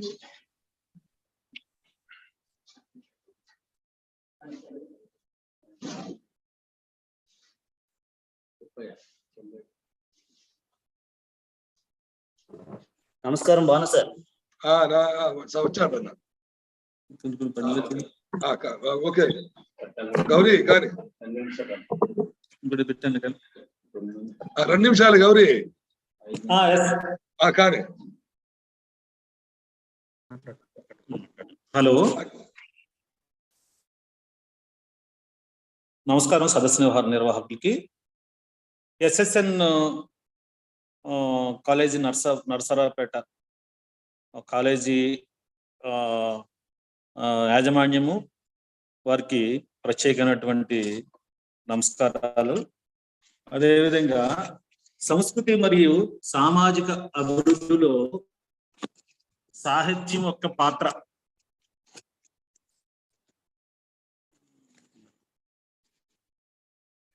బాగా కనిపిస్తున్నాం. గౌరీ మాట్లాడు. వినిపిస్తుందా? వినిపిస్తుంది, బాగా క్లియర్ గా ఉంది. ఓకే. ఎస్ఎస్ఎన్ కాలేజ్ వారు ఈ మంచి కార్యక్రమం impact of literature in cultural and social development అనేటువంటి అంశాన్ని నిర్వహించడము వారికి అభినందనలు. అదేవిధంగా కాలేజీ సెక్రటరీ అండ్ కరస్పాండెంట్ ఎన్ సుబ్బరాయ గుప్తా గారికి, అదే ప్రిన్సిపాల్ మల్లయ్య గారికి, కన్వీనర్ మహేష్ గారికి, మరి సదస్సు కోఆర్డినేటర్ మరి డాక్టర్ భాను నాయక్, నా మిత్రుడు, నా క్లాస్మేట్ అయినటువంటి వారికి, ఎక్కడో పాలట్ల తండా నుంచి వచ్చి తన సెంట్రల్ యూనివర్సిటీలో, కేంద్రీయ సెంట్రల్ యూనివర్సిటీలోనే ఉత్తమ శ్రేణిలో ఉత్తీర్ణుడయి అదే డాక్టరేట్ పొంది మరి నరసరావుపేట డిగ్రీ కళాశాలలో మరి అసిస్టెంట్ ప్రొఫెసర్ గా పనిచేయడం చాలా మరి నాకు ఆనందదాయకంగా ఉంది. మరి ఈ సదస్సులో, ఆయన నిర్వహించినటువంటి సదస్సులో మరి నేను ఈ కార్యక్రమంలో పాల్గొనడం నాకు కూడా చాలా ఆనందంగా ఉంది.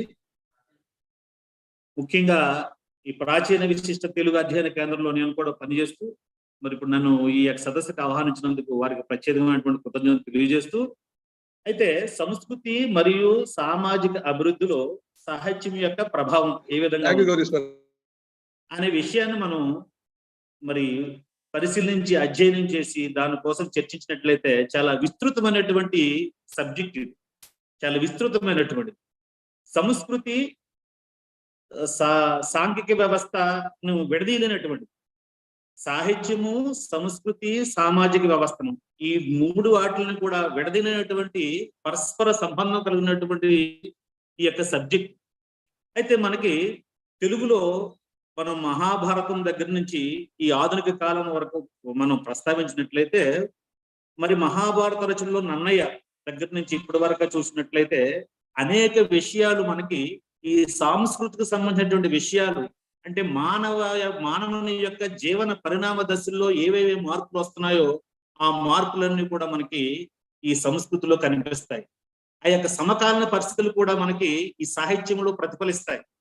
మహాభారతంలో తీసుకుంటే ఆయా సమకాలీన పరిస్థితులు మనం ప్రతిఫలిస్తాయి. అదేవిధంగా మహాభారత ప్రబంధ యుగంలో తీసుకున్నట్లయితే శ్రీకృష్ణదేవరాయలు ఉండటం ప్రబంధ యుగంలో మన యొక్క తెలుగు వారి యొక్క సంస్కృతి సంబంధించినటువంటి అనేక విషయాలు దాంట్లో ప్రతిఫలిస్తాయి. అదేవిధంగా మనకి చూసుకున్న ప్రబంధ క్రీడాభిరామం కానీ, లేకపోతే మనకి పల్నాటి వీర చరిత్ర, సింహాసన ద్వాత్రంశిక, అముక్త మాలేద, ఇలాగా సుఖ సప్తతి, తర్వాత హంస వింశతి, ఈ కావ్యాలు తీసుకున్నట్లయితే తెలుగు వారి యొక్క సంస్కృతి, సాంప్రదాయాలు, ఆచార వ్యవహారాలన్నీ కూడా మనకి ఆ కావ్యాల్లో మనకి ప్రతిఫలిస్తాయి. సాహిత్యంలో ఉన్నటువంటి ప్రతిఫలించినటువంటి అంశాలు సాహిత్యంలో నిక్షిప్తం అవుతాయి. అదే విధంగా సాహిత్యంలో ఉన్నటువంటి ప్రతిఫలించినటువంటి అంశాలు కూడా అదే విధంగా మనకి తిరిగి మళ్ళీ సమాజం మీద దాని యొక్క రిఫ్లెక్ట్ కూడా మనకి కనిపిస్తుంది. ఆ విధంగా అనేక విషయాల్ని మనం దీన్ని అధ్యయనం చేయవచ్చు. ఈనాడు ఉన్నటువంటి చాలా విజ్ఞానదాయకమైనటువంటి విజ్ఞాన సార్వసాలు కూడా ఉన్నటువంటి వాటిని కూడా మన ఉన్నటువంటి కావ్యాల్ని, ప్రాచీన కావ్యాల్లో ఉన్నటువంటి సంస్కృతి సాంప్రదాయాలను కూడా అధ్యయనం చేసి మనం విజ్ఞాన సార్వసాలుగా కూడా రూపొందించవలసినటువంటి అవసరం ఎంతైనా ఉంది. ఆచారాలు, సాంప్రదాయాలు, మతము, భాష, కళలు, సాంఘిక వ్యవస్థ, ఇవన్నీ కూడా మనకి ఈ సాహిత్యంలో ప్రతిఫలిస్తాయి. అయితే మనం ప్రధానంగా భారతదేశంలో ఆంగ్లేయులు యొక్క ప్రభావంతో, అంటే ఆంగ్లేయులు వచ్చినటువంటి నూతన విద్యా విధానం మనకు మొదలైనప్పుడు మనకి అనేక నూతన ప్రక్రియలు, తెలుగు సాహిత్యంలో అనేక నూతన ప్రక్రియలు మనకి వచ్చాయి. ఈ నూతన ప్రక్రియల్లో ఉన్నటువంటి నవల, నాటకము, మనకి కథ, కథానిక, ఈ పత్రికలు, ఇవన్నీ వచ్చాయి. ఇవన్నీ వచ్చినటువంటి భారతదేశ వ్యవస్థలో ఉన్నటువంటి అనేకమైనటువంటి మూఢనమ్మకాలతోని, అనేకమైనటువంటి అస్తవ్యస్తమైనటువంటి పరిస్థితులతో భారతదేశం ఉన్నటువంటి కాలంలో మనకు ఉన్నటువంటి తొలితరం ఉన్నటువంటి విద్యాధికులు, మేధావులు అందరూ కూడా ఈ సాహిత్య ప్రక్రియలను ఒక ఆయుధంగా చేసుకుని అనేకమైనటువంటి రచనలు చేశారు. ఈ రచన ద్వారా ఇప్పుడు కందుకూరి వీరేశలింగం పంతులు గారు రాజశేఖర చరిత్ర నుండి, గుర్రాడ అప్పారావు గారి కన్యాశుల్కమా నుండి, ఉన్నవ లక్ష్మీనారాయణరావు గారి మాలపల్లి నవల అనండి, మాతృమందిరం అనండి, లేదా మహీధర్ రామ్మోహన్ రావు గారు అనండి, ఇటువంటి వ్యక్తులందరూ కూడా నవలలు రచించారు. ఏంటి, సమాజంలో ఉన్నటువంటి సామాజిక రుగ్మతలను తీసుకుని సమాజాన్ని సంస్కరించడం కోసం ఈ యొక్క నవలను రాశారు. ఈ నవలల ద్వారా సమాజంలో ఉన్నటువంటి వ్యక్తులు వారు నవలలు చదివి చైతన్యవంతులయ్యారు, వారిని సంస్కరించుకోగలిగారు. సమాజంలో ఉన్నటువంటి చైతన్యం వచ్చి సమాజంలో ఒక మార్పు వచ్చింది.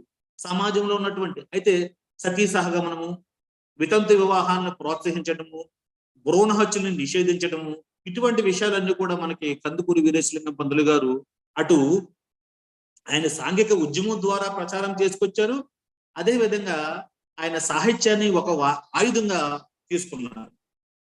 ప్రధానంగా మనం ఒక విషయం, ఇప్పుడు జాతీయ ఉద్యమ కాలంలో మనకి ఉన్నవ లక్ష్మీనారాయణరావు గారు మాలపల్లి మనకి నవల కనిపిస్తారు.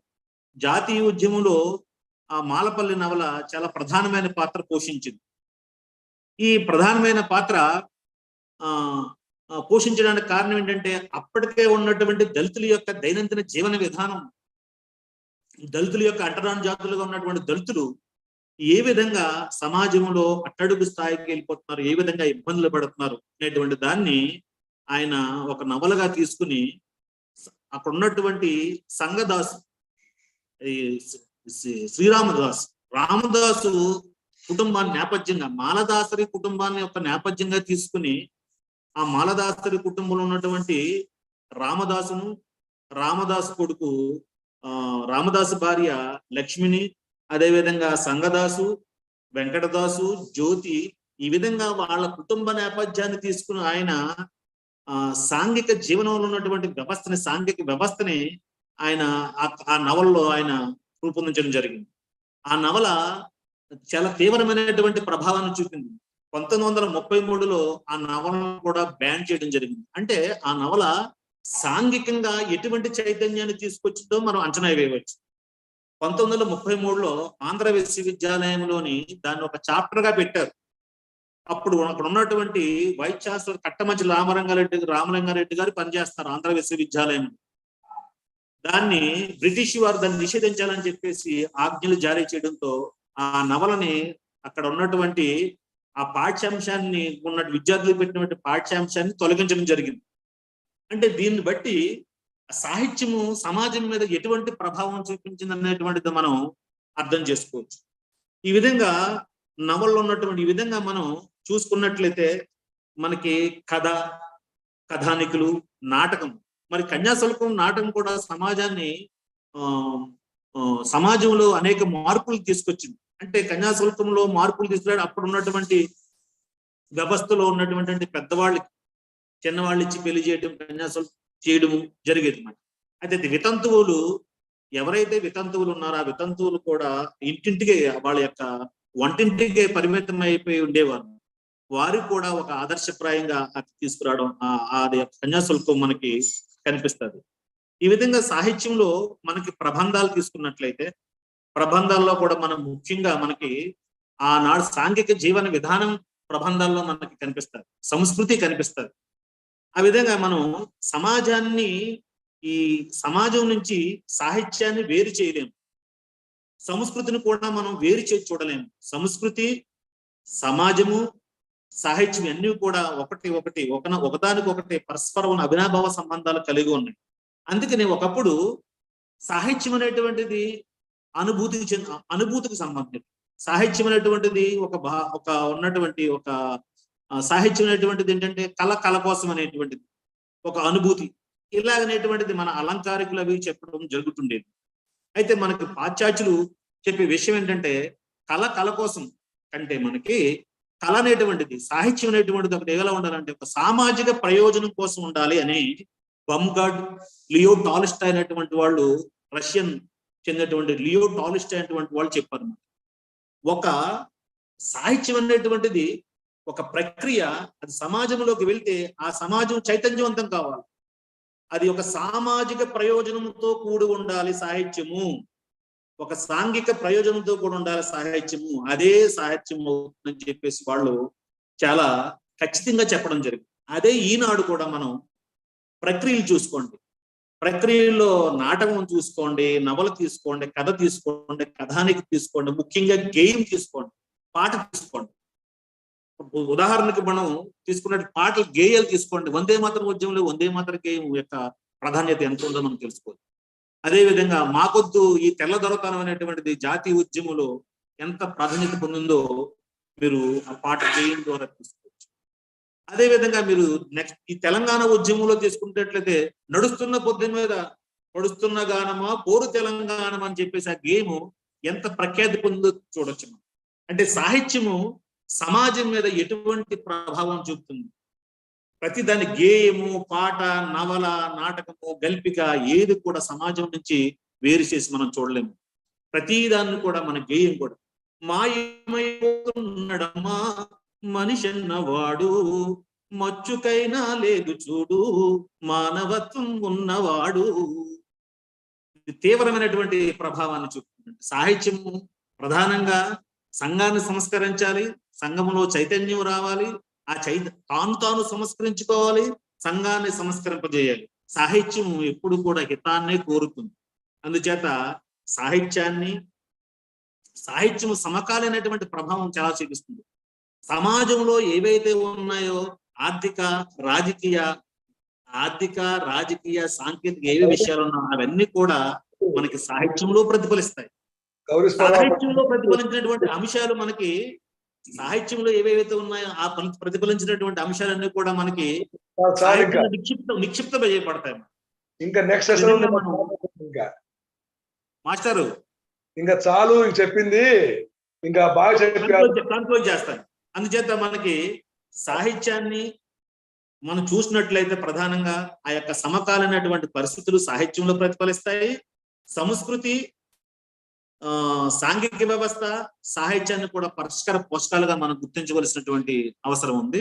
మరి సంస్కృతి మరియు సామాజిక అభివృద్ధిలో సాహిత్యం యొక్క పాత్ర ప్రభావం అనేటువంటి ఈ యొక్క అంశాన్ని మరి SSN కాలేజీ వారు నిర్వాహకులు నిర్వహించడం వారికి అభినందనలు తెలియజేస్తున్నాను. అదిగా మిత్రుడు మరి భావన్ నాయక్ కూడా ఈ సదస్సుకు నన్ను ఆహ్వానించడం, వారికి కూడా ప్రత్యేకమైనటువంటి ధన్యవాదాలు తెలియజేస్తూ మరి నేను ఈ యొక్క సదావకాశాన్ని ఇచ్చినందుకు వారికి ధన్యవాదాలు తెలియజేస్తూ విరమిస్తున్నాను. చాలా థ్యాంక్ యూ గౌరీశ్వరరావు. నా మిత్రుడు Gouriswara Rao నెల్లూరులోనే CIIL centre for Indian institute of language centre లో రీసెర్చ్ పర్సన్ గా పనిచేస్తున్నారు. తాను ఈ వెబినార్ కు ఈ సెషన్ కు వచ్చి చాలా చక్కగా మాట్లాడేందుకు చాలా చాలా ధన్యవాదాలు. నీతో పాటు నా మిత్రుడు కొల్లేటి రవిబాబు కూడా చాలా చాలా థ్యాంక్ యూ. మీ ఇద్దరు కలిసి మంచి ఉపన్యాసం ఇచ్చినందుకు చాలా థ్యాంక్ యూ మిత్రమా. Venu sir, thank you very much. Okay, thank you. Thank you all the participants. Today's morning section is completed. Next session will start at 2 p.m. Thank you one and all.